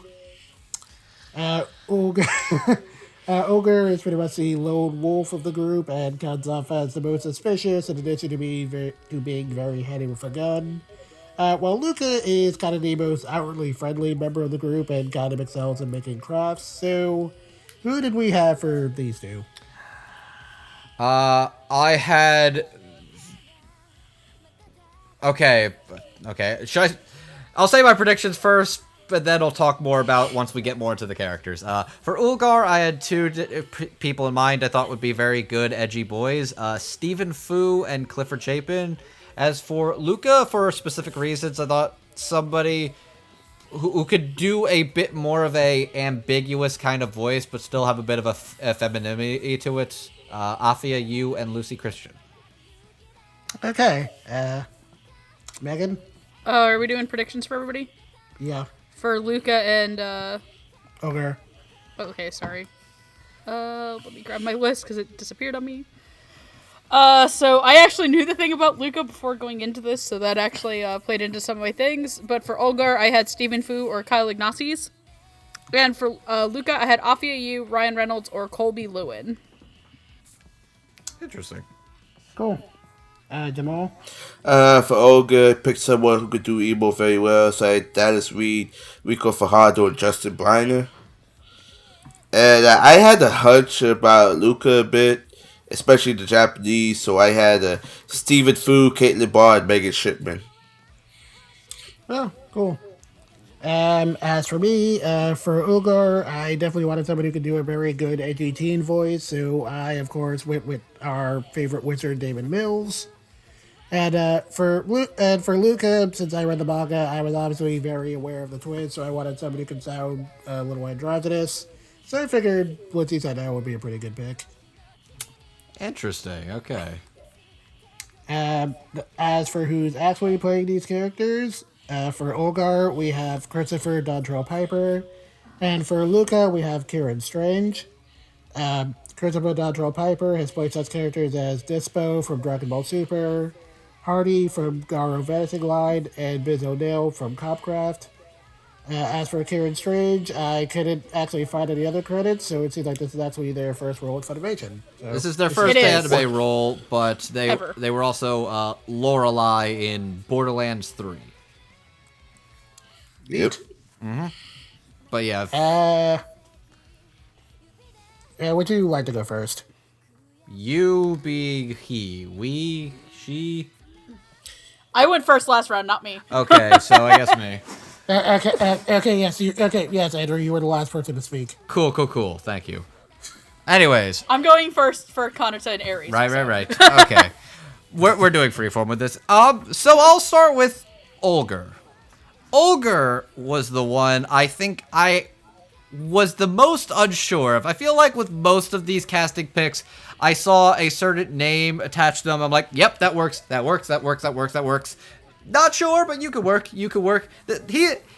Christopher Dontrell Piper is the one I was the most really towards when I first saw.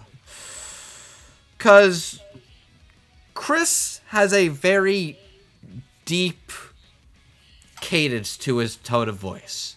One I did not think lended itself so well to an edgy teenage boy.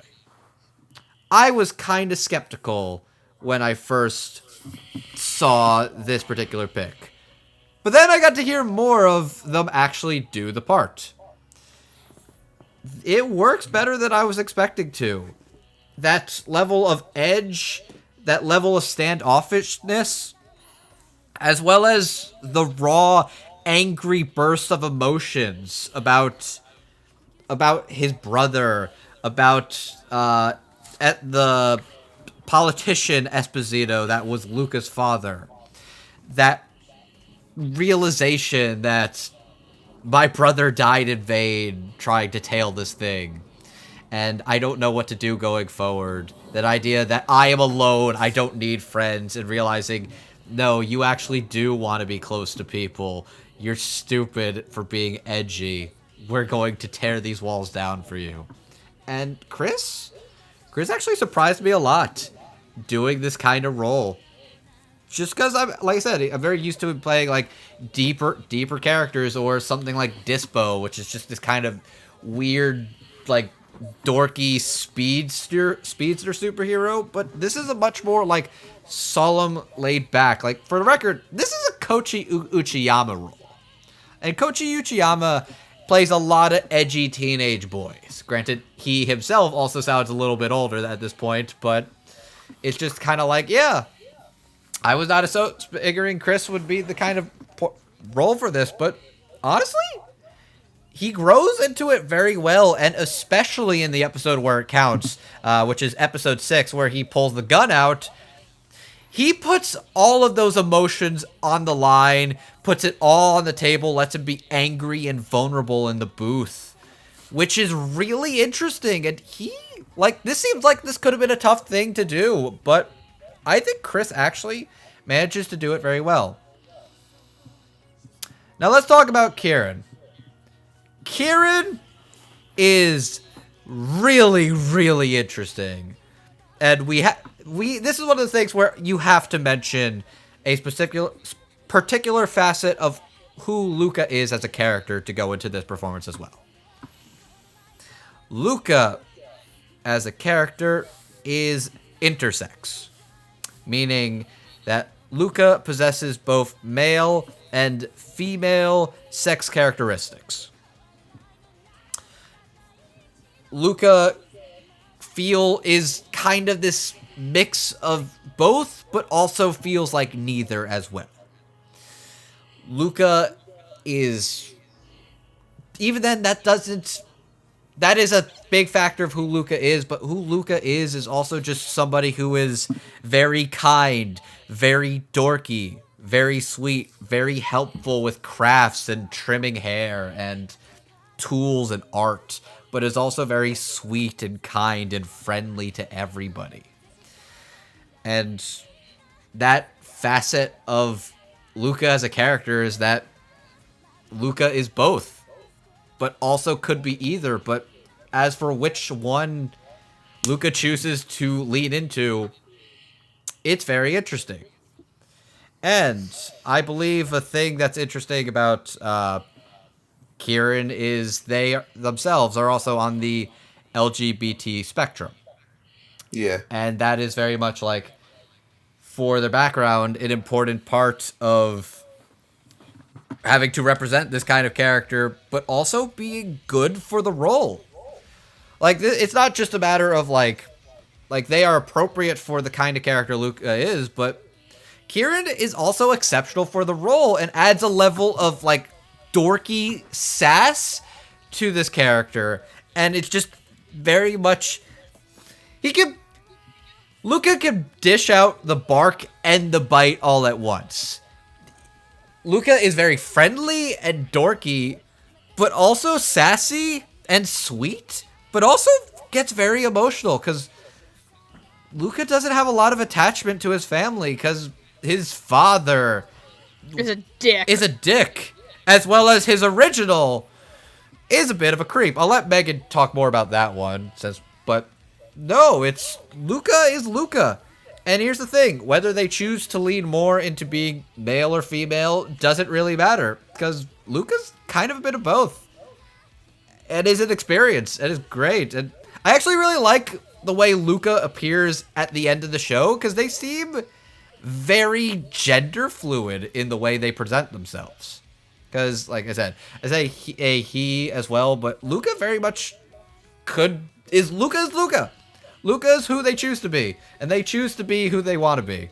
And I think Kieran is especially impressive at presenting the voice for Luca, because Luca is both a bit of male and female, and there's a level of bringing that level of sensitivity and that level of gruffness to it as well. And it's really presented very well.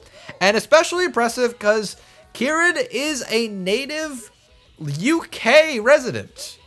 They actually... Yeah, that's the part that blows my actual mind about this all. They had to actually do, like, American voice training for this part. So it's like, Elizabeth Maxwell's not the only one who did voice training for this. Kieran did as well. I believe they said that they were studying under Karen Strassman. Karen Strassman, actually, which I heard that. I'm like, wow, that's really interesting. And Kieran's amazing at sounding natural. Like, if you didn't know, you wouldn't know. And it's impressive. And it's great. And Kieran, holy shit, Kieran, you're nailing it. I understand the amount of pressure that must go to representing like an LGBT character like this as well. But you did this character justice. You were amazing. You were phenomenal, and you were definitely a standout performance of the show.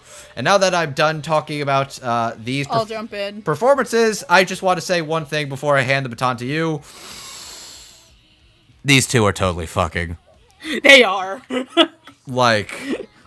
Ulgar, I don't do friends. Luca, but do you do boyfriends? The answer is yes, because they sort of imply that, oh yeah, he crashed at my place and hasn't called in a while, which is basically, oh, they fucking. Nice try, series. Just because Ulgar at the end has Funicia's pin on his hat, don't mean shit. There's a 7 years age gap. Oh yeah, no, there's nothing there. They are just good friends. Yeah, I guess I'll keep the Luca train going, because Jesus actual Christ, I had not heard Karen's voice until Caitlin put those Q&A videos out, and I was like, you are kidding me. I was like, holy shit, this is so good. Because I will not lie, Luca is especially one of the characters I 100% prefer in the English over the Japanese. And looking into it, I believe Luca's seiyuu is also relatively new. I didn't see a lot of credits behind them, but I always felt they were playing Luca too feminine and not androgynous. To which, if Luca is identifying feminine, that's Luca. Because Luca says some days... I know Jet posted the manga from it, where Luca talks a lot more in-depth about how they feel on a daily basis that they didn't put in the anime. Right, Jet? Yeah. Specifically, I think it's like that some days he looks at Kanata as like, man, you're hot, but he also looks at Aries as like, oh, damn, she hot too. In short, Luca is a bisexual as well. Yeah, basically. But I really, like, I'll openly admit that when I watched the episode 6, I think is the big one. That's the Luca, big one, right? yeah. Mm-hmm. Yeah, when I watched that in Japanese, I was like, oh, this is really cool. But when I sat and watched it in English, I almost started to cry because Kieran's performance was, like, really moving. Because it's not only is Luca talking about their gender identity and what it means to them, but also how much it genuinely hurts that they're the parent that they thought loved them. Obviously, this stuff happens before they find out that they are a clone. That Luke is a clone. Like, just the whole idea of the fact that Luca is a character who, once they found out that they weren't in some binary sexual box, like, with their gender and their identity, started to be ignored and left out and disloved. And for a lot of people, that's going to hit really close to home. And the way that Kieran acts it, where it's like, how much of that moment is also based on personal experience, because it was very, like, it was raw in the best way possible. It was just very, like, the gravity of that moment in that situation where, because if you don't see it, Luca doesn't get to come out to the group on Luca's terms. Mm-hmm. Luca comes out on Ulgar's terms, because Ulgar is going to kill Luca for being the son of the man that killed his brother. And just before all this, we do a lot with Christopher Dante Piper letting it loose as Ulgar, as my dad doesn't love me, my family has always treated me like I am disgusting garbage.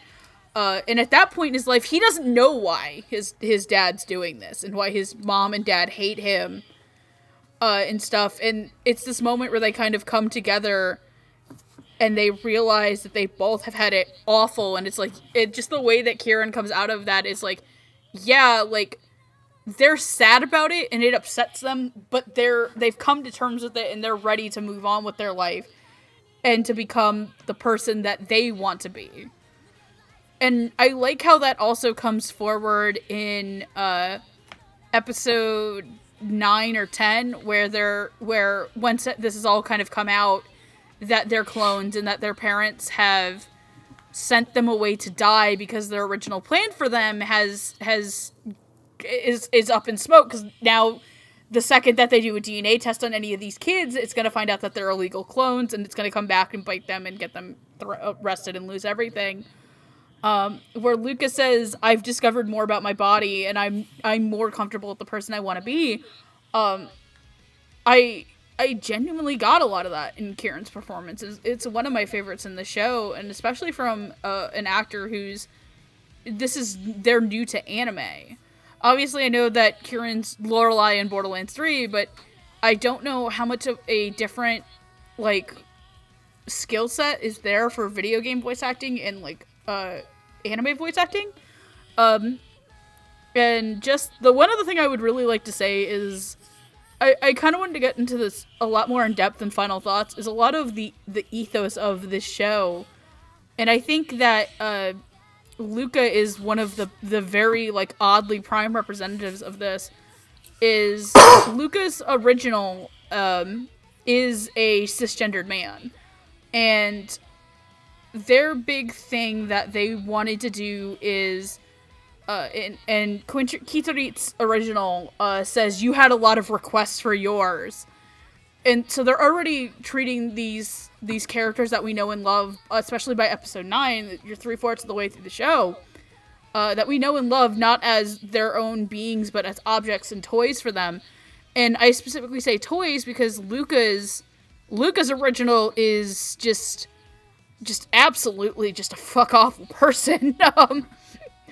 And I'm stealing this argument, I believe, a little bit from This Week in Anime, is that Luca's original wants the ultimate body, and they're played by Damon Mills. They want the ultimate body for the ultimate expression. And it's just like this idea of like somebody who fetishizes gay bodies, where it's like, I am this like transcendent being and stuff, and it's no, you're going to take away Luca's identity and how Luca feels and how Luca has gone through this whole life, and this obviously extends to everybody in the show, but just I'm using Luca as the example right now. And just you're gonna overwrite this character that we know and love, and especially with a lot of the performances in the show that that have really endeared you to it, to like this awful fucking thing. And I've realized now I've been ranting a lot about Luca and how much I adore Siren in this.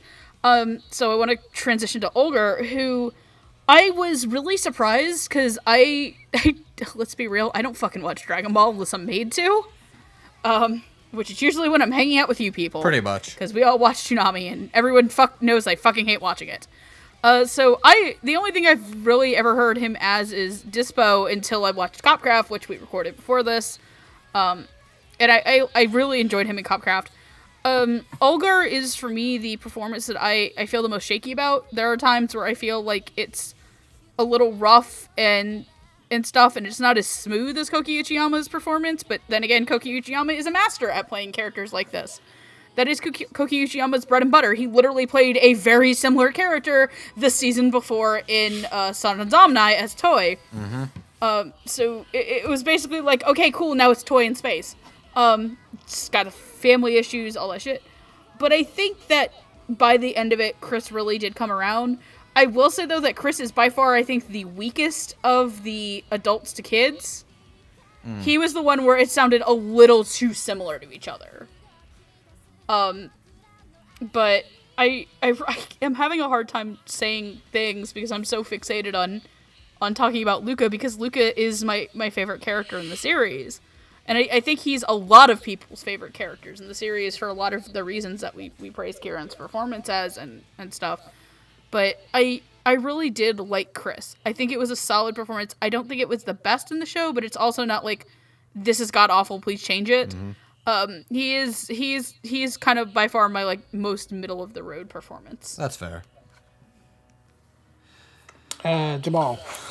Okay, so starting with Olga, I will admit it did take me a little while to get used to Chris Piper's voice, but I actually kind of liked it, because the thing about this character is, like, when he starts off, you see his face, he has kind of this surfer dude kind of aesthetic, and he's kind of angsty, so I didn't want, like, somebody typical, like, you know, like, he looks like a character Greg Sipes could play. Let's put it that way. If you know who Greg Sipes is, more power to you. But yeah, it did take me a bit to get used to until episode 5, when he starts holding Luca at gunpoint, and that's when the raw emotionality started to come out. Like, I could pretty much feel every word Chris was saying at that point, because he's reverberating his feelings about like how nobody loved him, how he was mistreated as garbage, and Luca's father is pretty much suspected to have killed his brother. Though we don't officially know that yet, but that scene kind of captivated me a bit.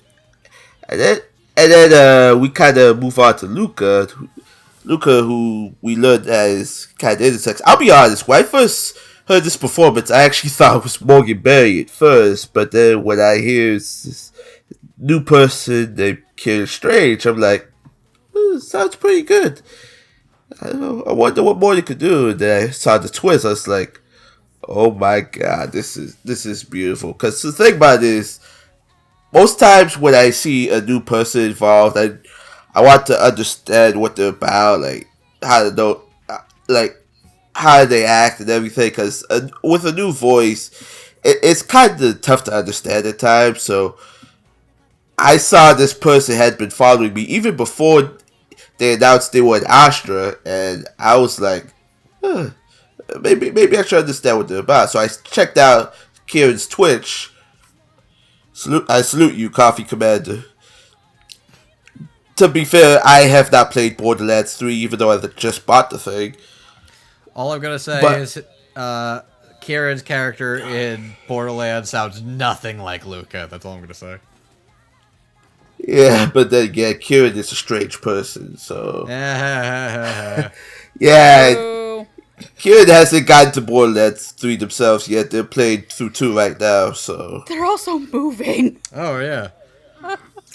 Also, completely unrelated to the performance, Kieran, your doggos are very good. yeah, Kieran seems to be pretty exceptional. Because I was wondering like how they were gonna handle the twist that came in, and when I saw that not only did Luca this probably display that they're neither male nor female, it also helped Kieran grow as a person because Kieran really loved this performance that he gave out, and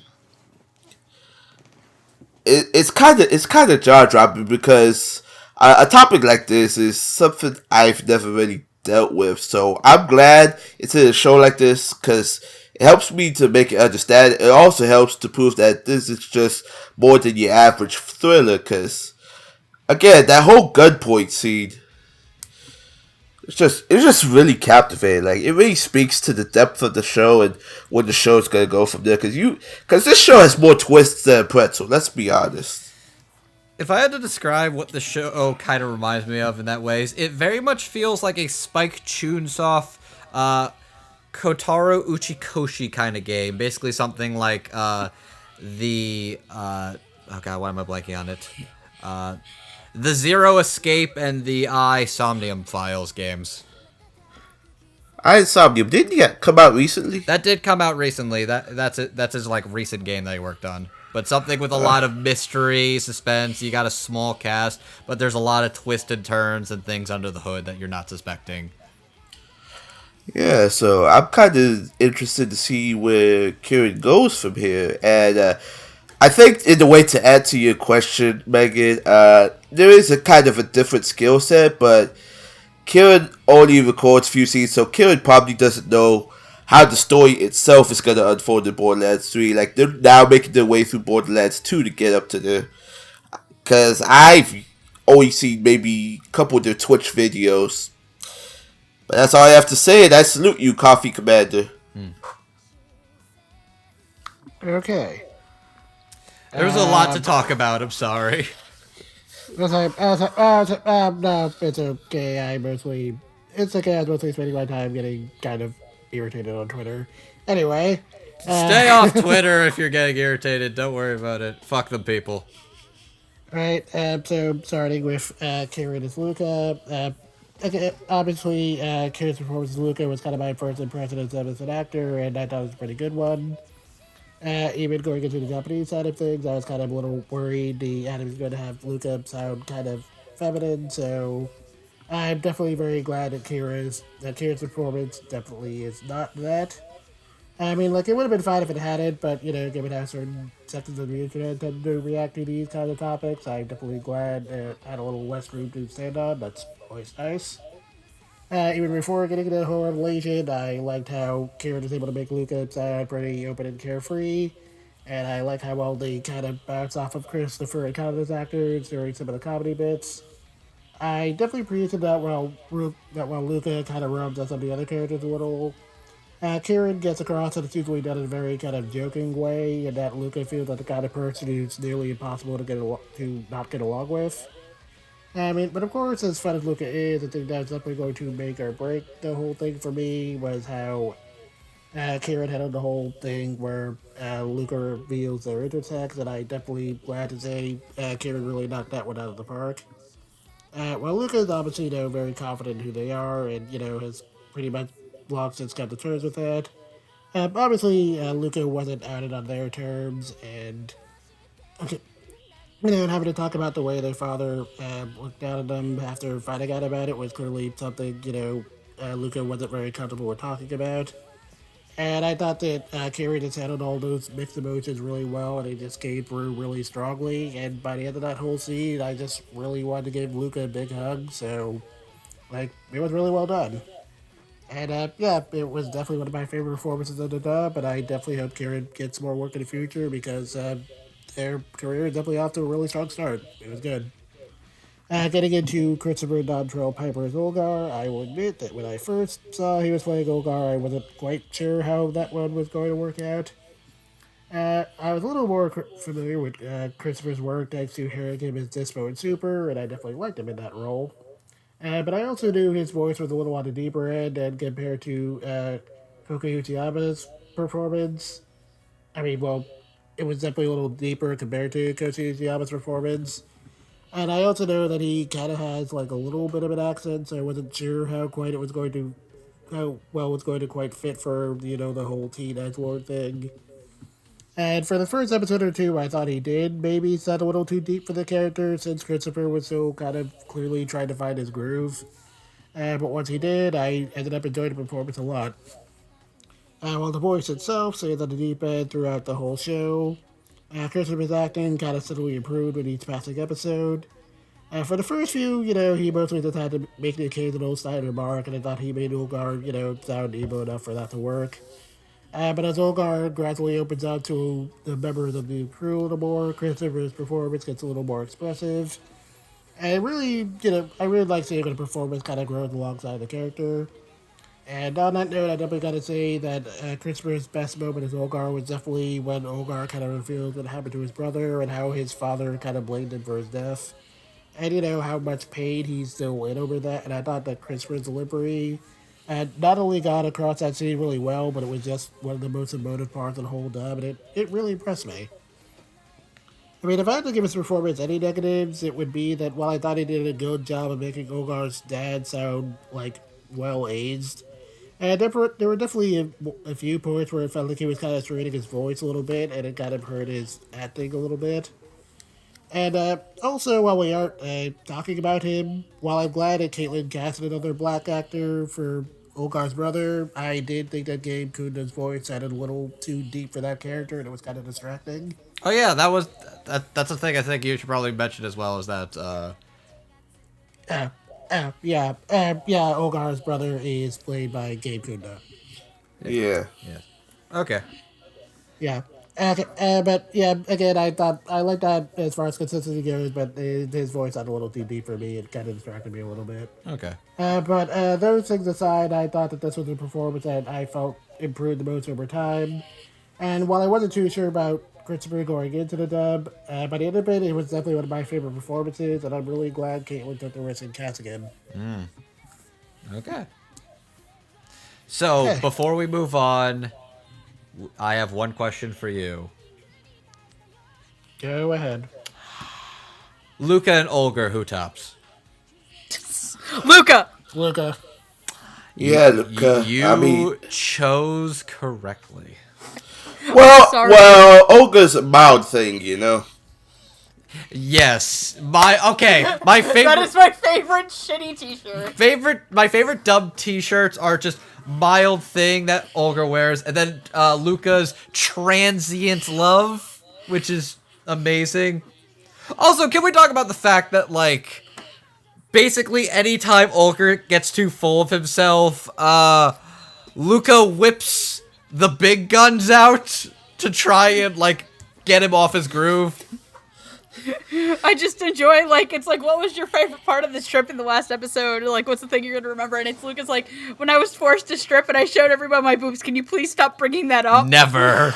I just loved after that whole gunpoint moment, Luca just teases Olga pretty much. Oh, Luca has him by the balls. It's great. So do you think, did they all have their own rooms on the ship, or were they sharing bunks? I think they had their own living quarters.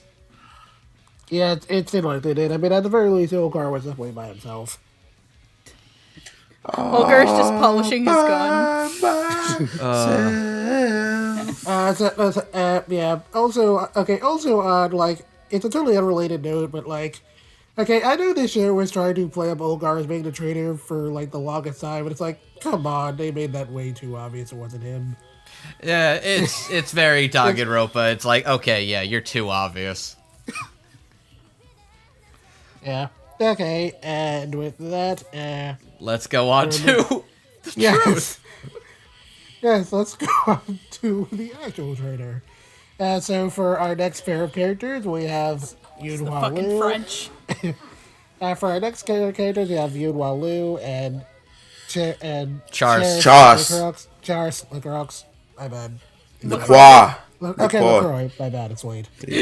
No, it's LaCroix. I just call him LaCroix to be an asshole. It's actually pronounced LaCroix, I think.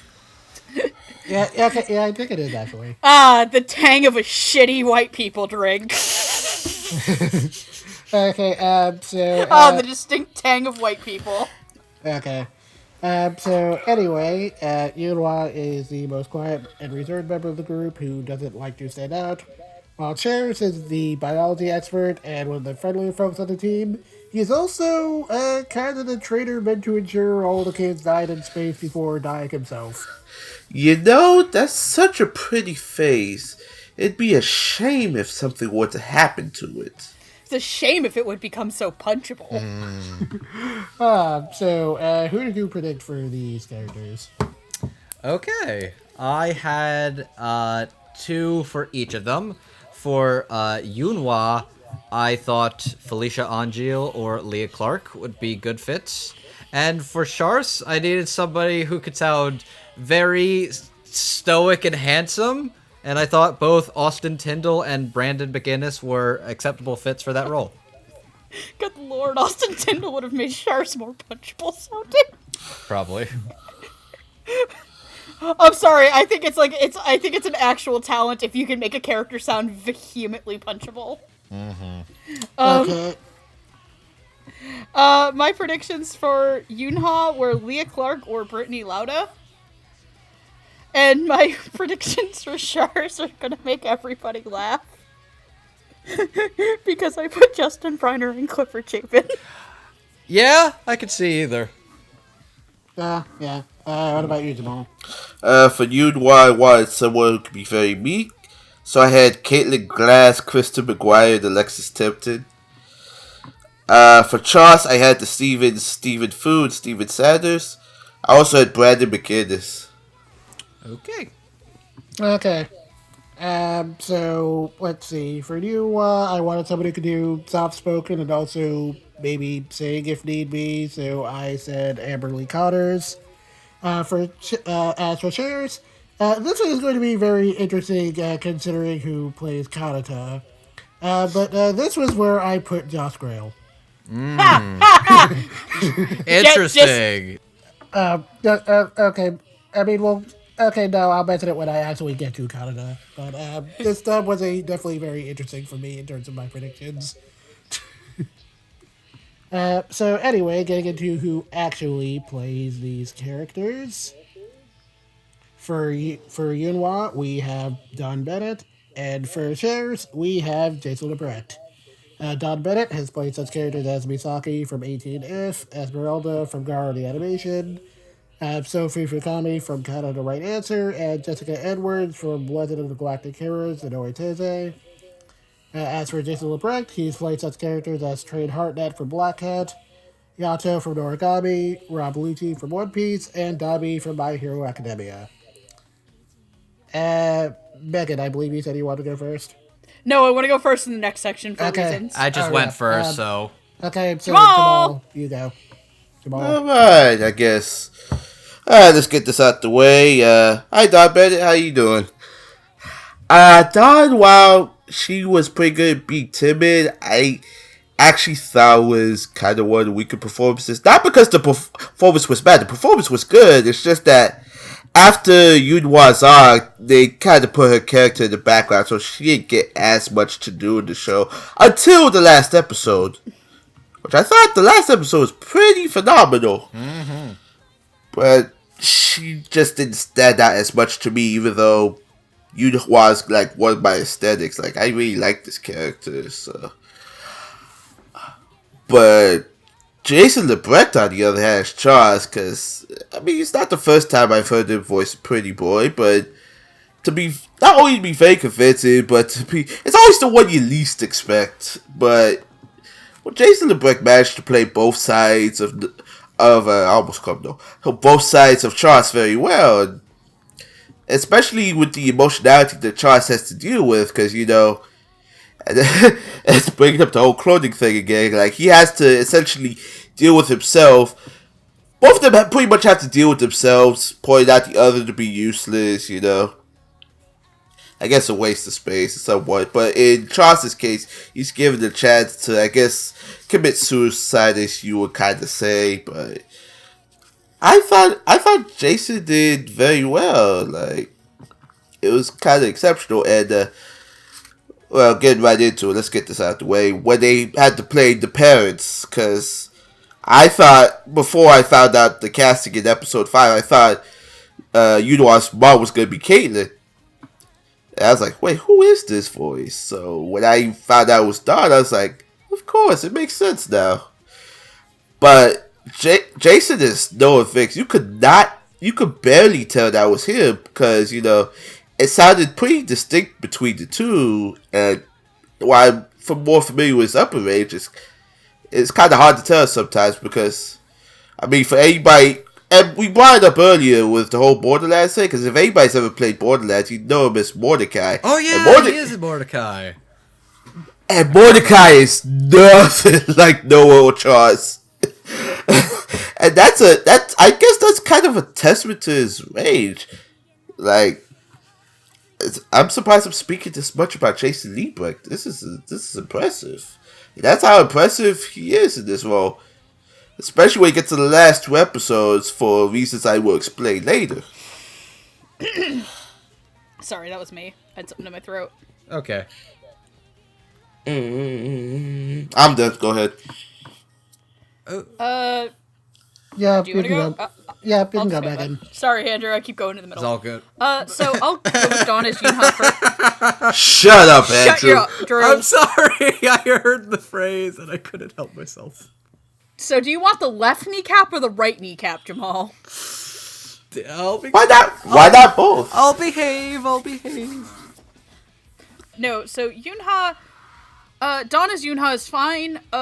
Like Jamal says, Yun-Hua has her episode, then Yun-Hua is kind of like the least important member of the Astra. Yun-Ha's here for the ride. Which is a shame, because I actually really like her. Which is a shame. She's really pretty. Yeah. Yun-Hua, I think Dawn does a really good job expressing Yun-Ha's immense social anxiety at the hands of extreme emotional abuse. Because Yun-Hua, because her mother didn't want her standing out, because, oh god, when this girl gets old enough and I transition into her body and keep my career alive forever, no one needs to know what she looks like, and she can't have her own career. So I think Dawn gets that across really well, and she has the most mature voices of the girls, because she's also by far the tallest and the most, like, she's the big girl. She's the big girl on the team. I really, really do hope... I'm not gonna hold my breath if they don't. I'm not gonna, like, suddenly think that Dawn's performance is absolute ass if they don't dub the songs for this. I understand that music rights are held separately usually from the animation, so if it happens, I cannot wait to hear Dawn sing her 2 songs in this. But she sounded great when she got to sing the non-musically back stuff, because she does get to sing a little bit in one of the episodes. I thought she sounded fantastic.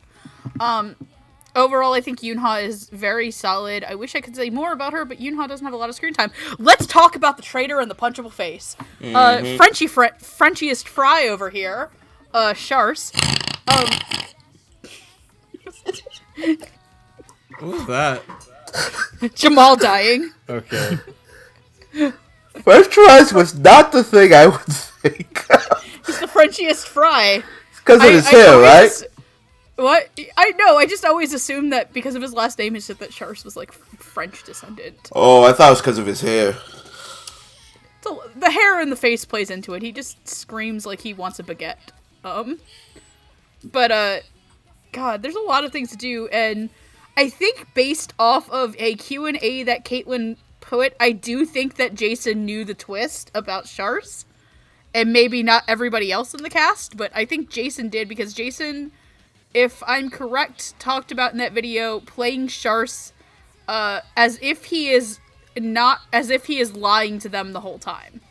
Which, there are actually really nice hints of this that I noticed rewatching the show in English. One of them being that when Charce and Jason as Charce first speaks, he sounds very, very much like, "Hello, fellow kids, how do you do?" Yeah. Because one of the things that I and it stood out to me a lot more in English, and I really want to give Kristen, Jason, and Caitlin a really big applause to this, is that when Kanata brings up the idea on being so vehement about being captain, everybody else gets it and rejects it, but Charce is like, why would he want to do that? What's so important about the captain position? Like, you would think that someone going on this space trip and who lives in a world where this is normal would get that. That should be second nature at this point, to be like, this kid is a full of himself idiot. But Charce is like, ooh, what does this button do? And you can kind of hear it.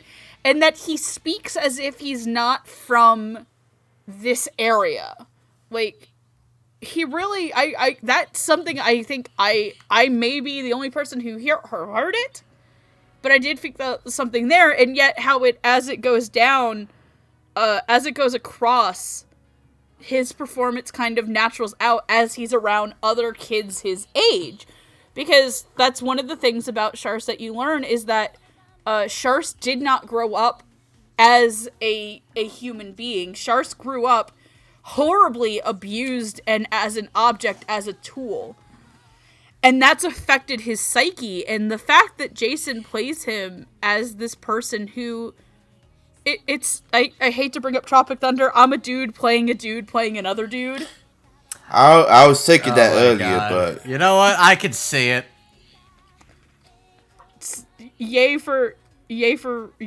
Thanks Robert Downey Jr. for creating that meme. But the whole idea that Charce is not only his father, but he's a tool, but he's also this fake person that he's put on to trick these people into and murdering them. But at the same time, he's grown that he doesn't want to. And I think that episode 11 was so well handled by Jason. Like, I don't know if I'd put this up as, like, one of my all-time favorite performances for him. I know, like, it's a pretty vanilla statement to say that a lot of us, like, in the term grand scheme of Jason LeBrecq things, that a lot of people put Yato very highly on that list. And for good reason. And for good reason. This is really strong. I don't know if I'd put it up there as one of my all-time favorite Jasons, but it's incredibly solid, incredibly well done, and I think that he nailed the performance in the way that it needed to be. So, Dawn. Like, Yun-Hua is really... She's a really nice, pretty character, and I really do relate with a lot of that, like, social anxiety that she has had forced upon her, fearing that she will fail if she stands out, because that's sort of what her mother has installed into her. But then when she starts opening up a little more, wants to change herself, wants to be more open about presenting herself and having her own singing career. When she trims her hair, when Luca cuts her hair and she's got the short hair look, she's very, very pretty. She's very cute. And yeah, I think Dawn does a good job at making her sound very awkward, quiet, and sheltered, but also making her very sweet and sincere and open when she does start relating to everybody and she starts bonding with everybody. She doesn't get much to do in, like, the second half of the show, but I really do enjoy her presence, and she is a enjoyable member of the crew regardless.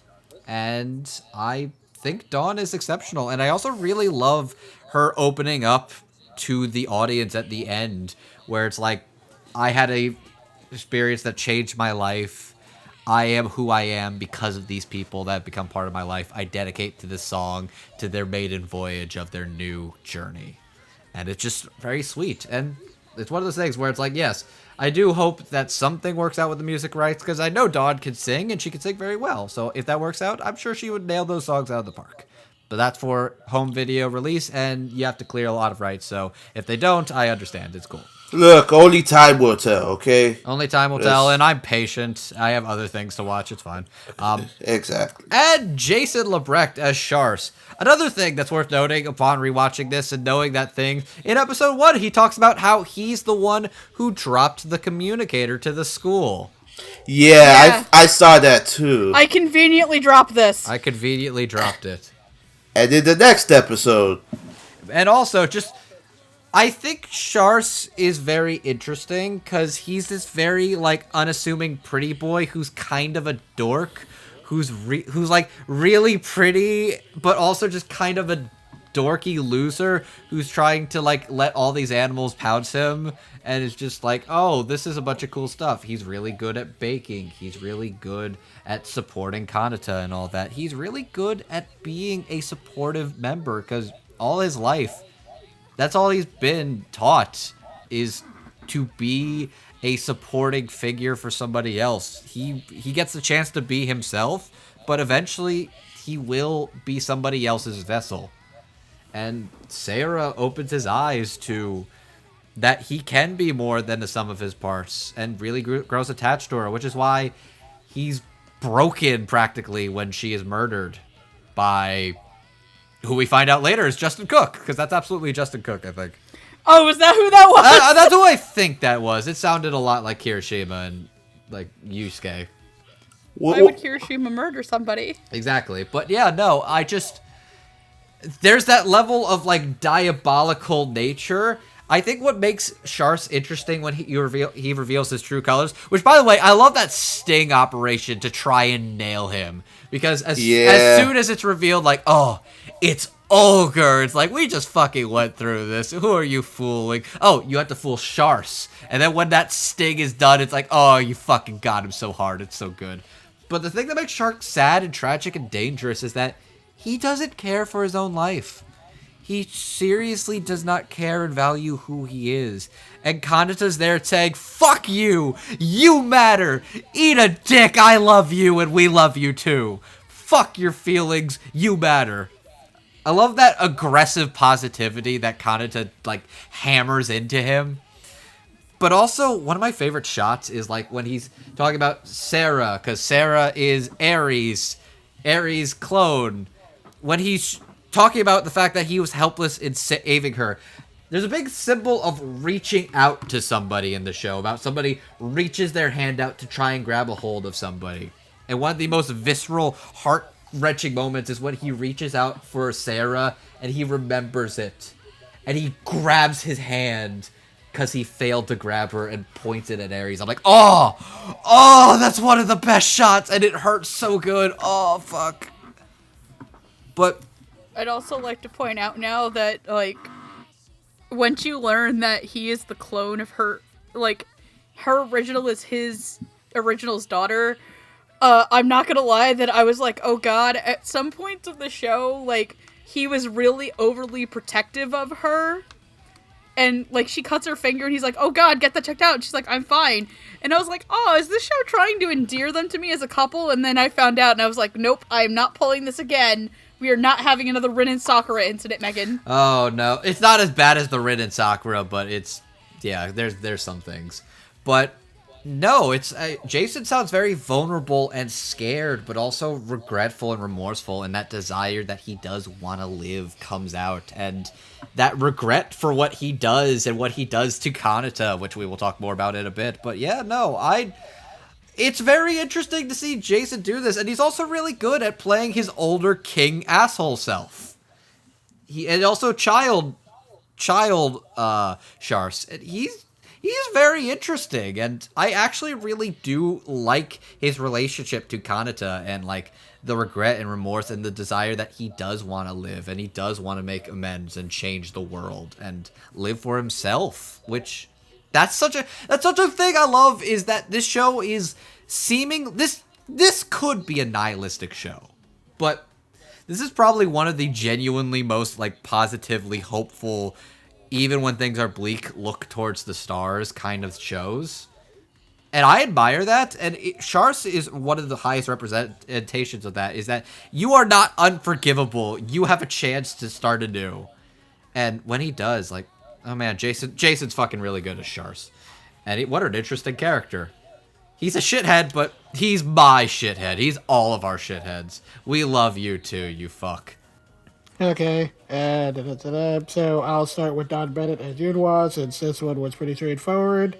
Out of all the casting choices in this dub, this one was probably by far the safest, which definitely isn't to say it's bad, but, you know, and as compared to how out of the box the rest of the dub cast is, this was definitely the most round peg goes in round hole type of casting choice. Like, right away, I thought that Don did a good job, you know, getting across Yun-Hua's very ultra-shy personality.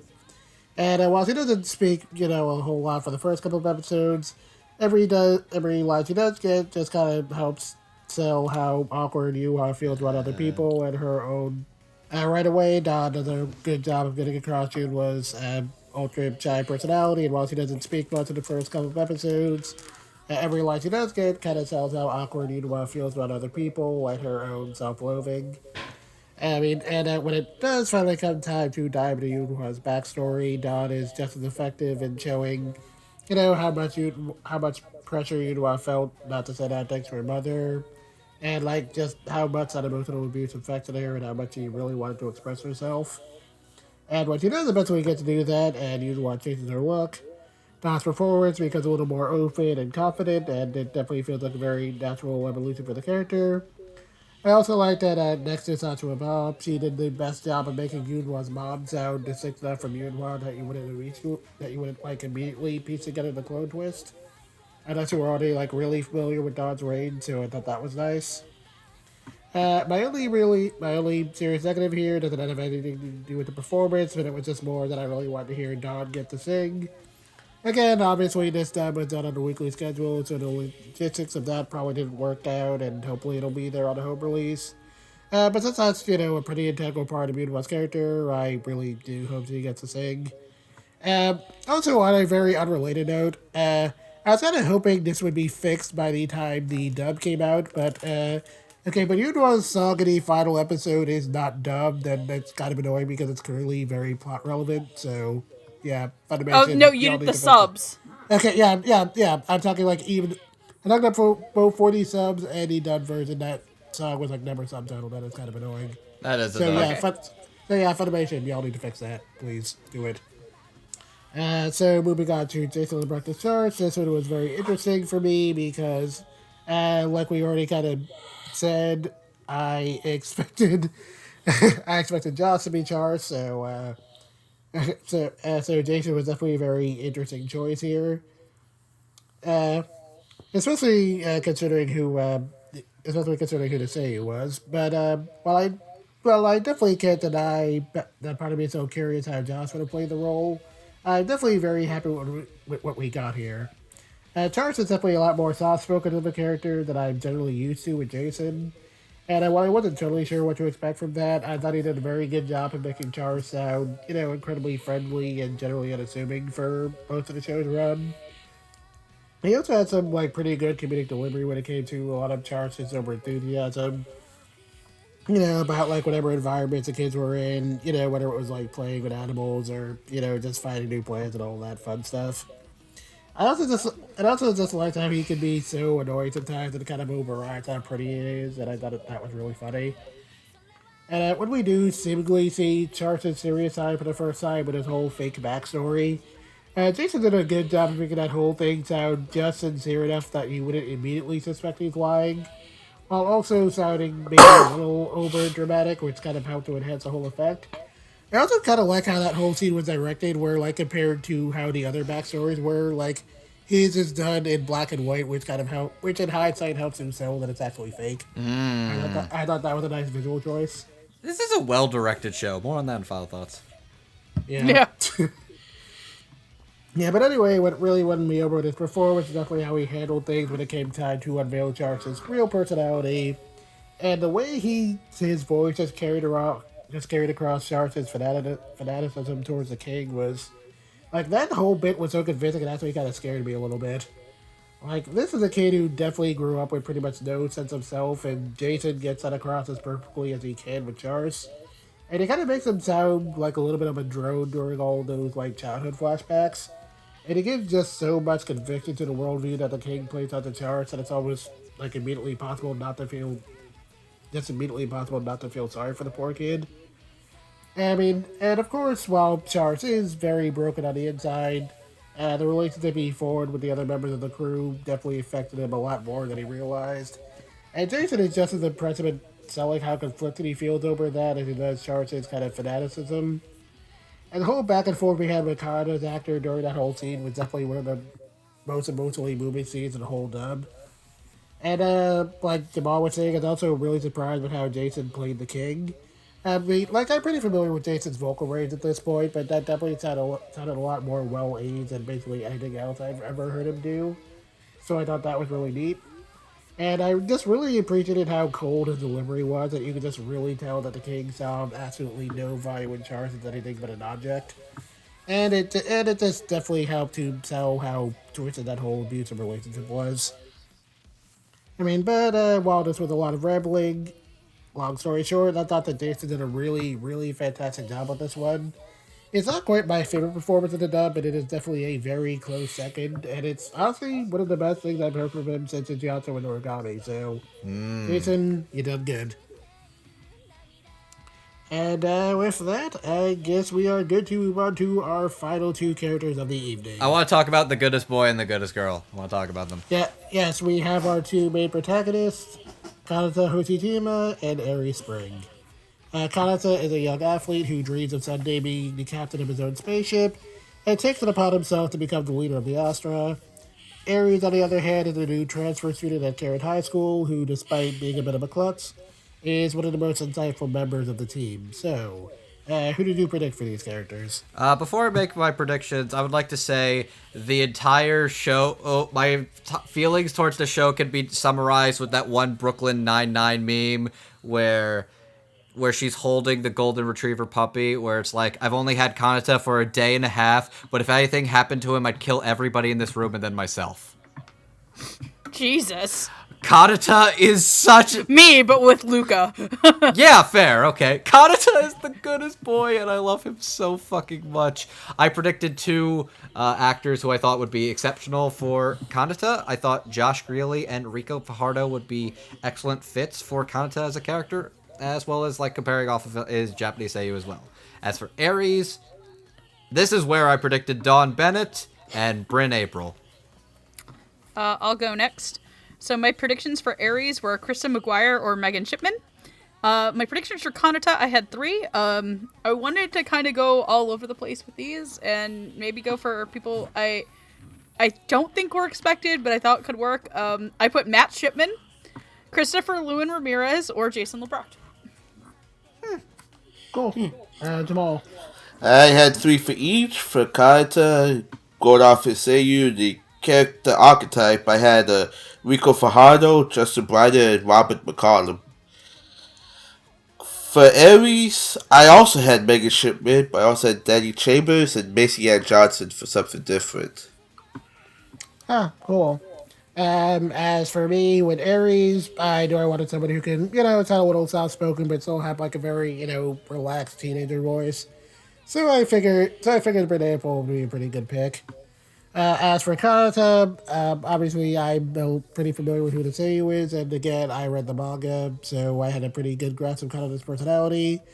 So, combining those two things together, knowing I wanted Kanata to, have a bit of a deep voice, but also, be very loud and energetic and kind of a bit of a goofball, I had only one person in mind, and that person was Jason LeBrecht. Wow. Okay. Yeah. I also had him, so I can't even be mad. Yeah, and it's for the longest time. Okay, well, not for the longest time, but when the cast was first floating around, and we're all trying to figure out who was in the cast. I saw that Jason LeBlanc like one of the tweets concerning the show, so I figured, oh, okay, Jason is actually Kanata. That's cool. And then the cast list actually came out. And who was it? God, you're all fucking Okay. wrong. So, actually playing Kanata, we have Josh Graley. And for Aries, we have Megan Chipman. Okay, Josh Graley has played such characters as Kenichi Shirihama from Kenichi the Mighty Disciple, Nobuchika Kinoza from the Psychopaths franchise, Femp, the King of Depravity from Blood Blockade Battlefront, and Zen Wisteria Clarence from Snow White with the Red Hair. As for Megan Shipman, she has played such characters as Yuzu Aihara from Citrus, Shibakaze from Concoy Collection, Snow White from Magical Girl Raising Project, and Alba Suzukaze from New Game because, Andrew would obviously kill me if I didn't mention New Game. You were correct. You were correct. Can I go? Yes, go Megan. So while Caitlin Glass stumped me on my predictions, I think that she and Josh have a firm grasp on Kanata's character. Go! I really gotta give Yourself. I gotta give him Megan. for Josh's amazing performance. I think he really had his finger on the pulse of this I'm one. done. I can't fucking work with you. Look, Megan, just because you're right does not mean you're correct. I mean, Josh's performance goes hand in hand, but Jamal, still. you are right. It was his right. Yeah, I mean, he caught Charce left-handed, Oh, Lord, the hand pun. I hate all of you people. We're really reaching for some of them, but Jesus Christ. I can't even fight anymore. I hate this. Megan, it's Andrew's job to make bad puns, and your puns are hurting even him. Oh my. So we've I've succeeded. been waiting to do this all night. Let's not. Yeah, I think I did a pretty alright job. All right. Please. But in all seriousness, I'm not even sorry. In all seriousness, Josh does a phenomenal job as Kanata. Like I said, Josh Gurley's mystical magical reaction noises are some of my favorite things in anime. I like, let's be real, some of my favorite stuff is the 101 ways that y'all voice actors can, like, make really weird noises. Like, I love really dumb reaction noises, especially in comedies, like the bleh, like those types of noises. And Kanata has them in spades. Kanata is both, by far, one of the funniest characters in the show and, like, one of the most heartwarming and endearing human beings ever put on an animated format. That man makes me feel better about my life. I would follow Kanata anywhere. Like, and Josh does such a good job emoting this character, and I know a couple of us were hanging out on the Andrew and I were hanging out in the Anime Dubs Discord, and one of the guys there said that Kanata was one of the first Josh characters that got him, like, really emotional. And, I think a lot of us had come to realize how much Josh has left, like, as an actor, has left, like, such a profound, like, imprint on our hearts. And I think that's what makes his Kanata so good, is that he makes Kanata less of a cartoon character and more of a three-dimensional human being that you could run into at your school, who's also going through a lot of shit. This is a kid that could have come out of the situation that you learn of in episode 1, a completely traumatized, desensitized, pushed, severed from society mess. Severed was not intended, but you can all cringe inside. Basically, he would have been Ulgar. Yeah, he could have come out a lot like Ulgar, but worse. Because you have to imagine that, unlike Ulgar, who knows his brother died, Kanata watched somebody die in front of his eyes and had to live out in the woods for 6 days. And when he comes back, and I really love Josh's very solemn delivery of this, because because not only are you realizing this as a viewer, he's also realizing this as a character, is that when he comes out of that situation, that's the only time in his life his father has ever been genuinely concerned about him. And he realizes it's not that he was concerned for Kanata as Kanata, he's concerned as Kanata as my eventual body. Which makes it kind of very ironic that out of all of them, Kanata comes back, if the plan had succeeded and they could go into their bodies, the most damaged of all. The person who put the most absolute effort into training his body that we see, like, that you see in flashbacks, comes back with a body that he would have been absolutely pissed off about having, which I find is great irony. But Josh does it all. He does the dumb crying, like Andrew joked about at the beginning of the episode, but I'll miss you, Gruppies! It's him and Aries and Luca. They're all crying, like, I'm gonna miss you, friends. One of my other personal favorite ones is when Josh says everybody's my girlfriend, and then Aries runs off and Quitterie shoves the toothbrush up. He deserved that so bad. Which, by the way, Jet's contact in my phone is literally that picture. That's awesome. Hi Shinya, I know you want to go out, but Mom's not getting up. You gotta wait. But he is. God, Josh just has so many good performances this year. It's not even fair. This isn't fair, Josh. I can't pick which one of them I like the most this year. I'm probably gonna lean towards Kanata because I didn't like the quintessential quintuplets as a show as much, so... I still thought he was hilarious in that. He's absolutely fucking hilarious in that show. I just don't like that fucking show. And then Megan as Aries does such a great balancing act with Kanata, where they're both energetic and stuff, but Kanata is, like, energetic, like, I've just drank 5 straight hours, 5-hour energies for 25 consecutive hours of energy. Look it up, that's a meme. And Aries is, like, light, flirty, and fun. She's, like, being outside on a warm summer's day. God, I sound like a creep. But Megan does that really good balancing act, and I think she does an even better balancing act as Sarah, where, I know in the Q&A she talks about having to play Sarah as more refined, while Aries is more carefree. But to me, I think the thing that really got me about Aries' performance is how absolutely vulnerable and absolutely, like, oh god, I'm tearing up. Absolutely, like, she nails the part where she finds out that her mom loved her. And that how much her mom has worked to keep her alive and keep her safe and give her a normal human life. And as somebody who's adopted, like, that scene hit really fucking hard. Because everybody else's parents in the show are fucking awful. And just to knowing that the one parent who had no genetic ties to the person that they raised was the best of them all. The one who loved them the most. And who sacrificed the hardest and did everything she could to keep Aries safe and never gave up on her daughter. Just Megan's crying and that gentle, like, this raw yet gentle emotional reaction that, like, fucking got me. I think that this might be one of my favorite Megan Shipman performances of all time. So, absolutely, clap, hats off to Megan and Josh.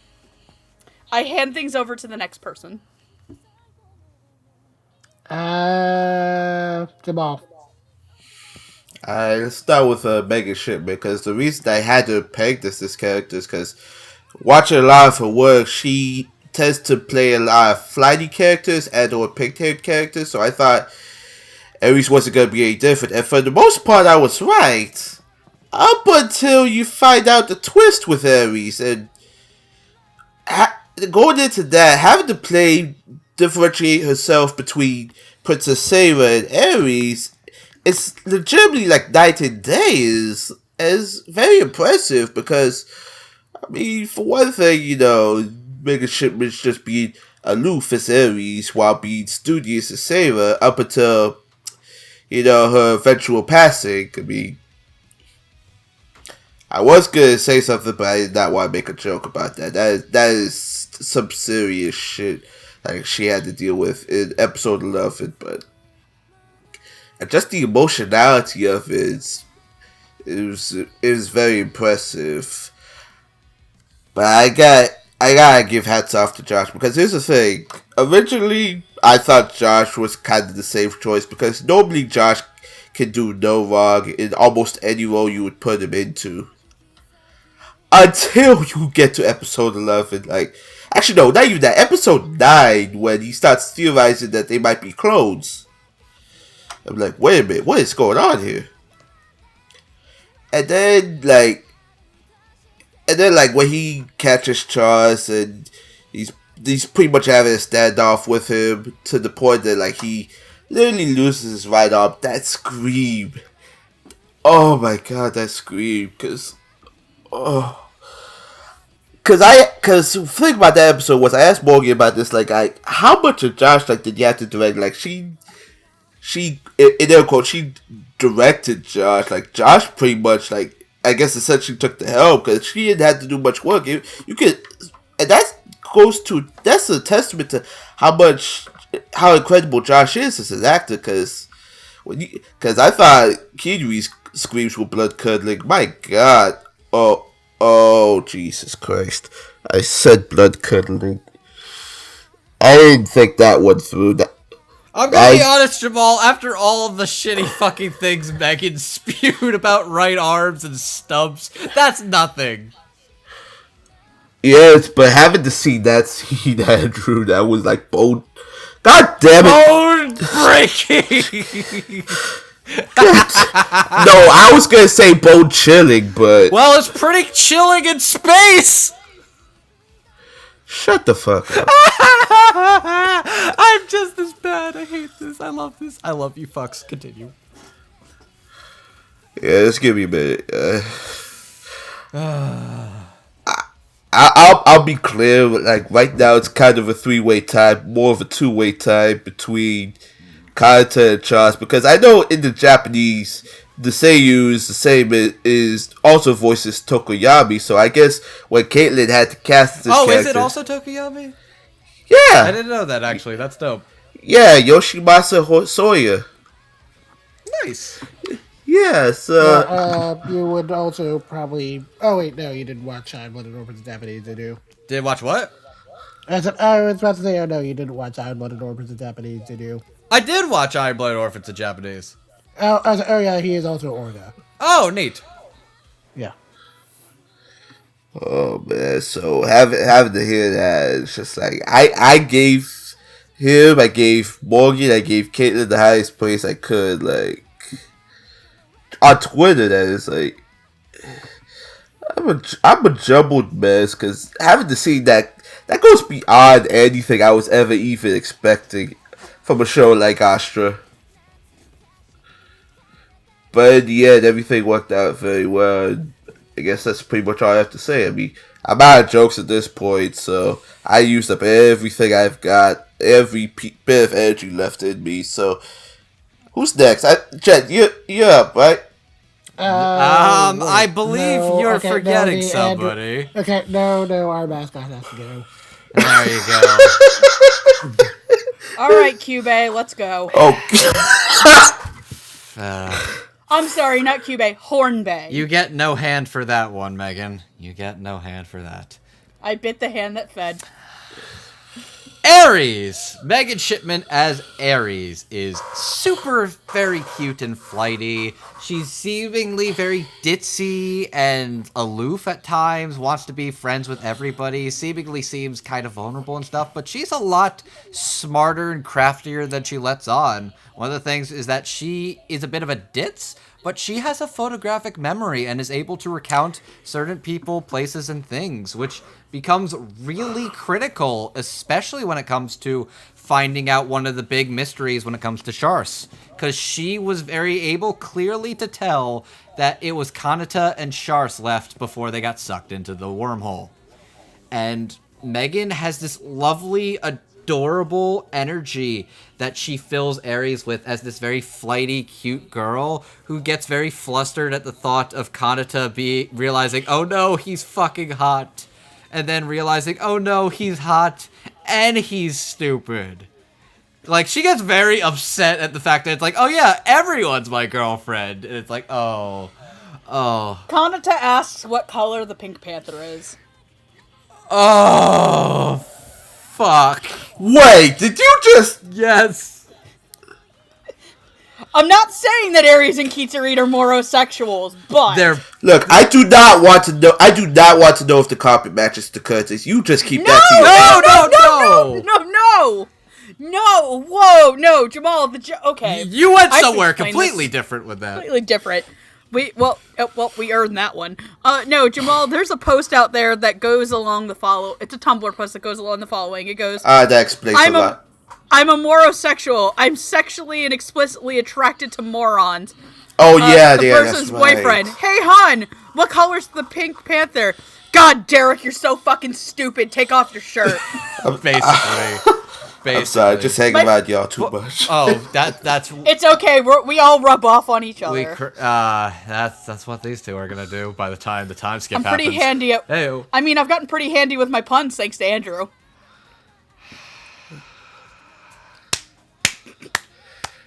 Hands down, this is gonna be probably the most disgusting episode. Good one, I Jamal. fucking hate you people. Anyways, no, Megan Shipman does a very good job being very flighty and adorable and cutesy, but also being very sincere, earnest, and heartfelt, especially when all the big dramatic revelations, and you can tell she really wants to believe in her friends, and she's also really good at playing Sarah. And Sarah sounds like genuinely regal and refined and sweet, which is very different sometimes than what I'm usually used to hearing Megan Shipman do. And she plays all the facets of this character extremely well. And she is a delightful lead and she does a great Picard keeping the logs. And keeping all these camp logs, and she is the narrator of the series. Well, you can argue Kanata is the main character. Aries is the true narrator that communicates to the audience. And you hear a lot of her, and she tells a lot about this story, and you hear her grow and overcome this stuff, and she's fantastic. Megan is fantastic as Aries, Spring, and Sarah as well. So I've said this on previous episodes, but if you are new to Dub Talk, first of all, hello. Second of all, I'm so sorry. And a thing I've said on previous episodes of Dub Talk is I am of the opinion that Josh Greeley is probably one of the single most talented and versatile actors in the Dallas Funimation voice acting sphere. Not only does Kanata reconfirm this for me, I'd also argue this might be up there as one of his best, period. Josh Greeley is a talented, versatile motherfucker who shows every single facet of his talent, voice acting pool, voicing Kanata.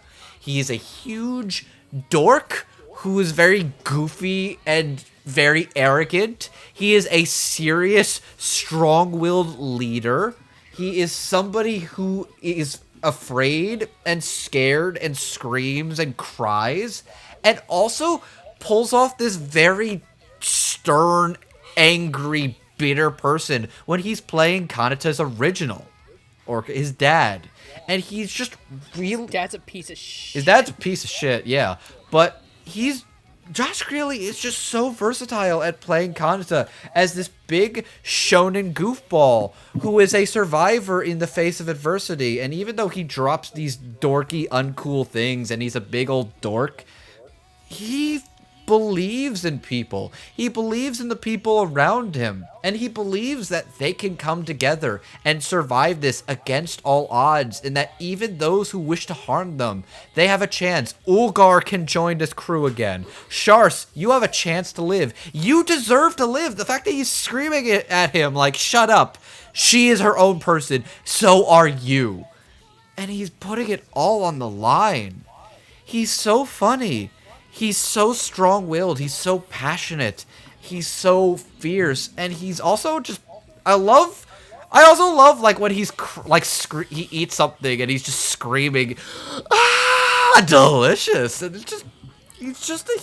That's like one of the best parts of the show. Yeah. The entire scene with him and Luca. Also, Delicious! can I talk about? I need to talk about both his performance and Kristen McGuire as a writer for a particular line that is uttered in the show.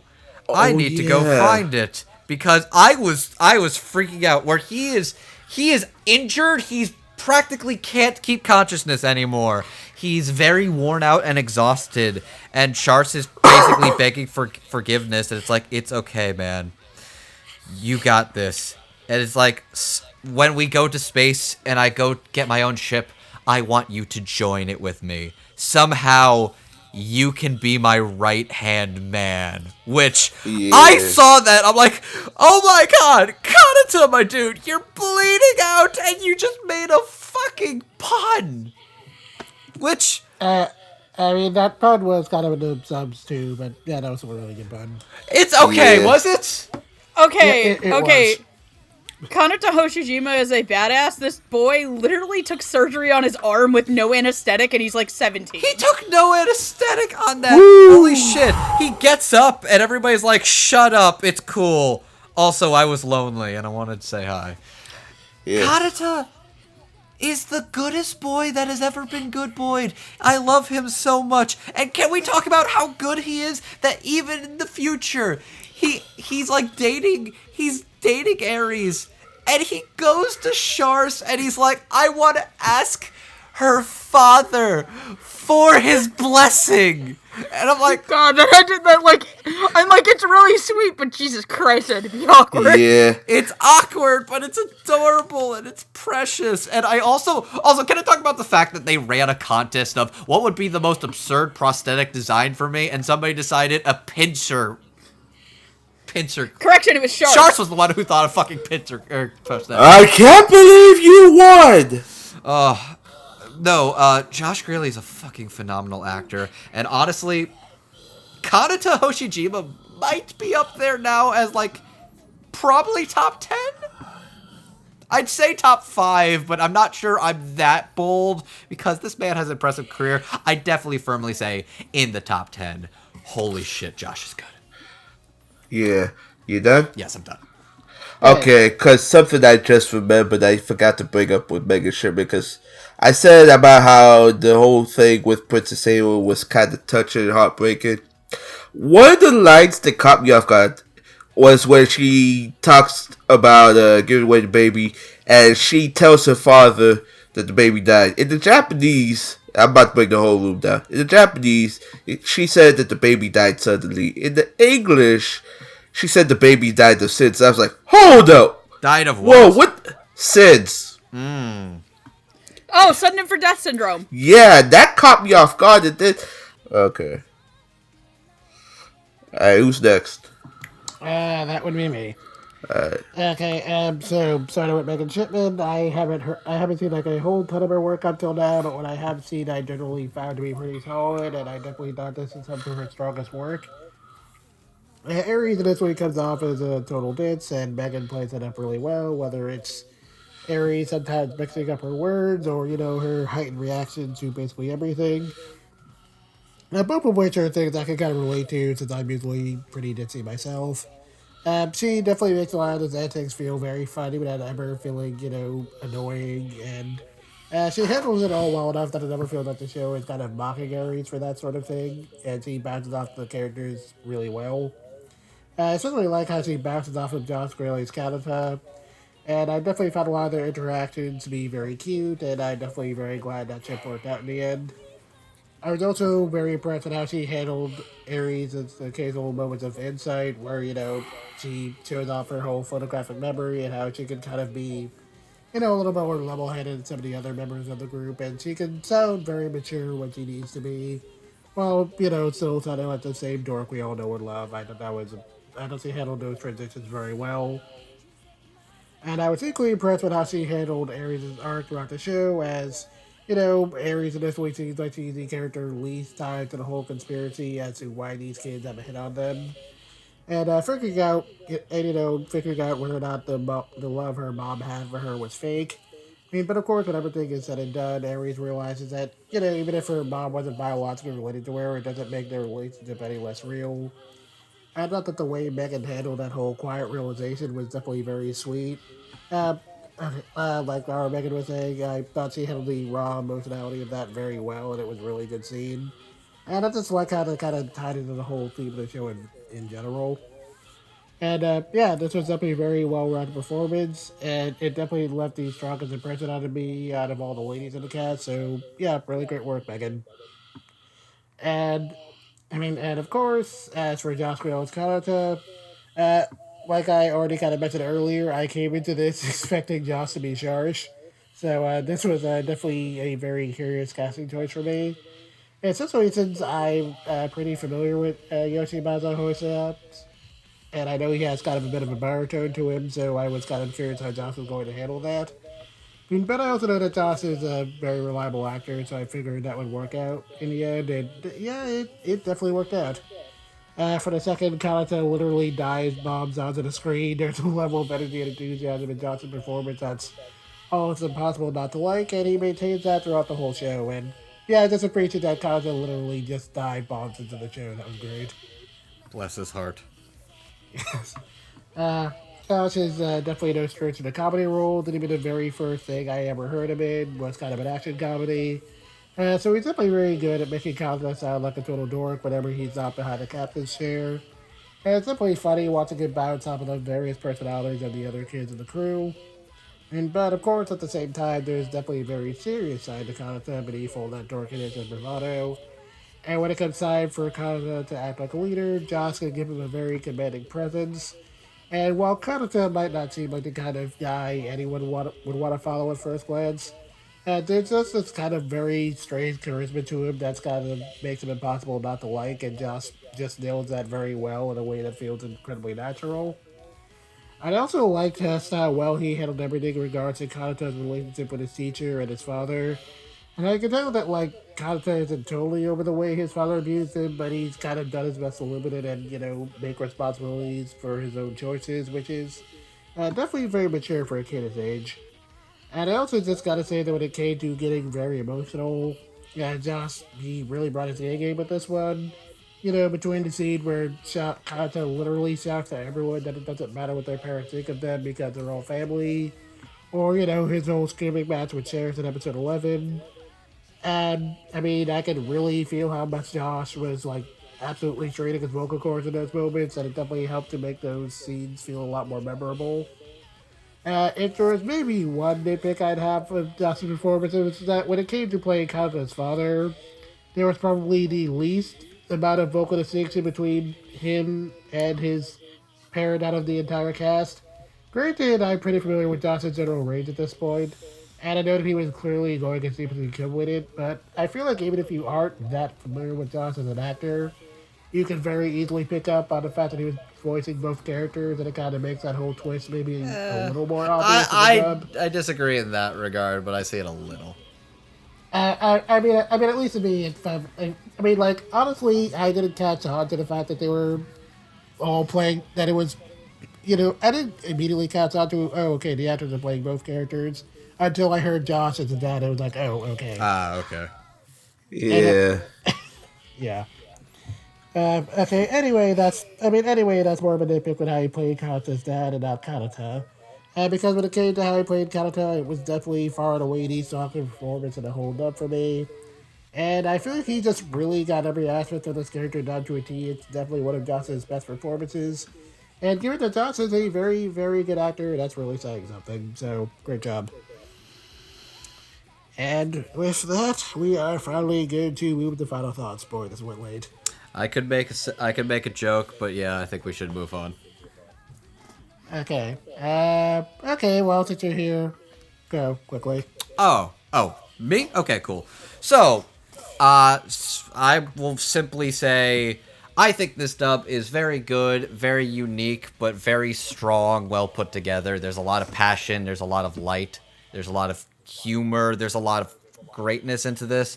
I think what I'm going to personally highlight, like, I've talked about how much I like this dub. It's really good. Everybody's great. I want to talk a little more about the show for a second, because, two things. This is probably one of, like, this premise, in theory, could be one of the most pessimistic, nihilistic things you could do if you were giving it in a, how do I describe it? Less talented writer. this is probably one of the most, like, hopeful, optimistic looks at humanity, human nature, and looking towards the future I may have ever seen, even for shonen. Like, I actually really do admire that attitude of, like, keeping hope when things are hard, which that's a great big shonen thing, but this especially is, like, really hits hard at home, especially about, like, family togetherness, and it just does all those things I like in shonen really spectacularly. Another thing I'd like to credit is the adaptation of this. This is directed by one Masaomi Ando, who has directed such projects as Scum's Wish, School Live, Hakame Mikochi, just to name a few. He's a regular at Studio Lerche.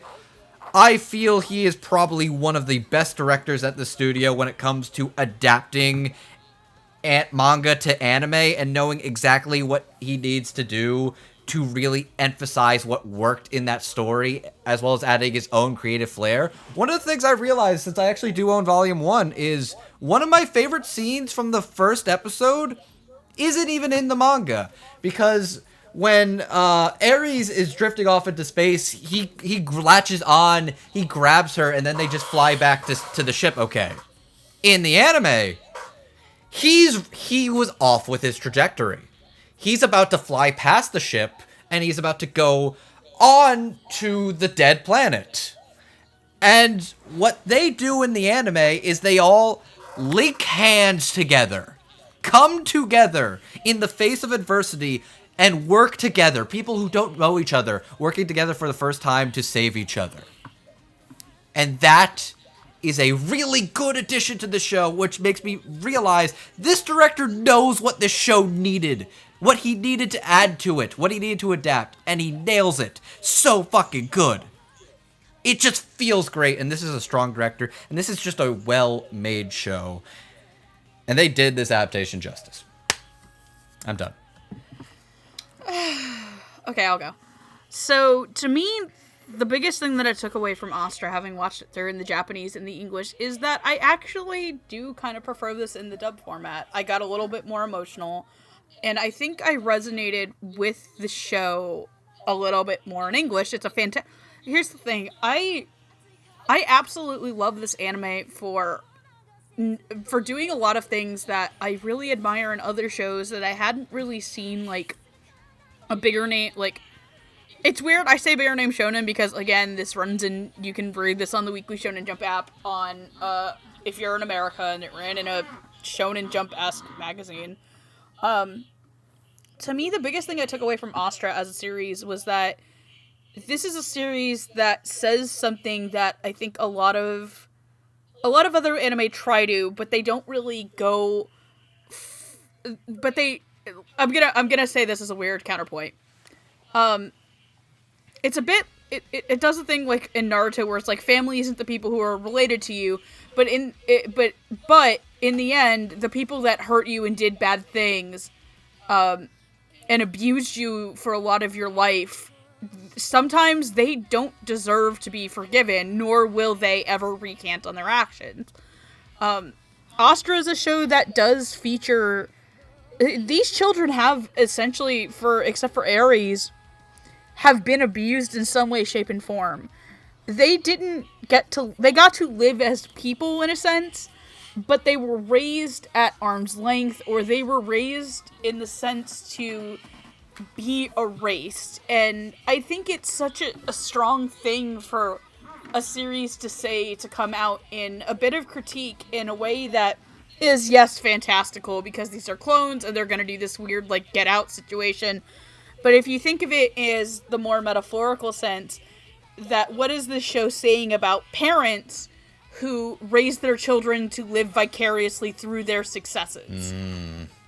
Especially in a country like Japan. I know Jet brought this up with The Promised Neverland, about how that's a very large critique of the Japanese school system and their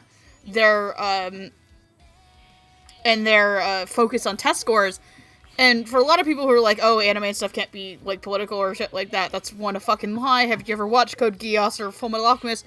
But to give another contemporary example, the light novel series called Sexiled was actually written about the Tokyo Medical University's scandal that they would dock women test scores for even applying. So a lot of this stuff can actually be seen as metaphorical. I also like to read into things, but that's just me. And I think that the dub really does get this kind of this across to me, that these characters are like as Josh's Kanata screams, we are a family. We are family, not the people who raised us, not the originals who made us clones, and not the people who want to steal away our agency, who want to turn us to see us as vessels and not as people. And I think that there's something so powerful in a show and so appealing to people to check out this show and to check out the dub of this, which gets this across really well and is very approachable, that goes the extra mile for inclusion, for diversity in its casting, to have all of this done so well. And I really want to give Caitlin, like, the biggest applause. Not only was she doing this series where themes of abuse and overcoming abuse and these, well, in this show are heavy, they're not Fruits Basket heavy, and she was working on both at the same time, and she balanced both of these shows so beautifully. And I just want to give my applause to the cast and crew for really doing their hardest on a show that should be watched and really is one of the most exemplary anime that have come out this year. And I am absolutely 100% going to buy the manga for this because it's phenomenal. This is a phenomenal It's show. also probably not as big of an investment as some other series. It's like a $60 dump, so... Basically. Okay, Jamal. ASD, second to collect my thoughts. Okay, I'm ready. So, pretty much going into this, I thought I had an expectation of what was going to happen in the show. I haven't got into this black. When this first show was first announced, I was kind of excited to see it because I never seen anything like this before. A space thriller set around teenagers. It had my brain curious. And then when the show got announced for a dub, I wanted to jump in on this episode. I mean, the thing about it is like, I thought I knew what to expect, but then after about 4 episodes or the halfway point, it just blew my mind. It turned my brain upside down from what I was seeing, because, like I said earlier in the show has a lot of twists. Of course, the two major ones being Astra is a descendant of Earth, and the clothes, which I never would have expected either of that, to be honest. Then again, the clothes thing kind of helps me explain the storyline in another show. So going into this, I didn't know what to expect, but the show came out very good, and the dub came out very good too. It proved to me that, you know, even when knocked down, you get back up again, to prove that there's always hope in things. And it kind of helped me understand and reinforce my philosophy, you know, that you're more than the sum of your parts, you know. You're a person too, because at the end of the day, like, no matter who you meet, whether that person is black, white, Asian, male, female, intersex, to me, they're just people, and I respect them as such. And this show really helped to define that, because, I mean, there are some topics I'm not familiar with that I was able to talk about tonight, and there's some topics that even the show went its way out to handle, and I commend Masaru for that. And adapting that to English is an even harder feat. And I commend Caitlin and a plethora of ADR directors, especially Morgan Lorraine for episode 11, because, my God, I never expected to see something like this. A double dipper in both English and Japanese. It was very stellar. It was very impressive. I mean, I don't know really what more I can say. Like, everybody played the job very well. I mean, yeah, even if we had, like, some debate on, like, who's the weakest, even the weakest at the end, the weakest performance at the end of the day was still strong enough to carry the story through and through. And while I can't guarantee if I'm going to be dropping $60 on the manga, I really enjoyed the show all that much. I consider it like among my big four, maybe big three dubs this summer. And I urge y'all to check it out, viewers. Oh yeah, definitely. Okay, as for me, so I've been a big fan of Kenta Shinohara's work ever since Ski Dance, and I really enjoyed going through the manga a couple years back. By the way, I haven't mentioned it, but this is my official endorsement. Go watch Ski Dance. It's still on Crunchyroll, I think. So, yeah, go watch that. I've never seen it before, actually. What show? Ski Dance, it is by the same author. It is Okay. it is mostly a comedy, but one thing I would definitely say it has in its favor, is that its first ending song is done by the Pillow, so there's definitely that.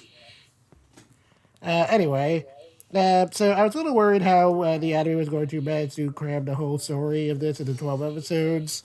But I thought that it was phenomenally well paced, and I thought that Masaru Ando and Lurch did a really good job of keeping all the meat of the plot in. It also helps that they did the ReZero thing and skipped most of the OPEDs.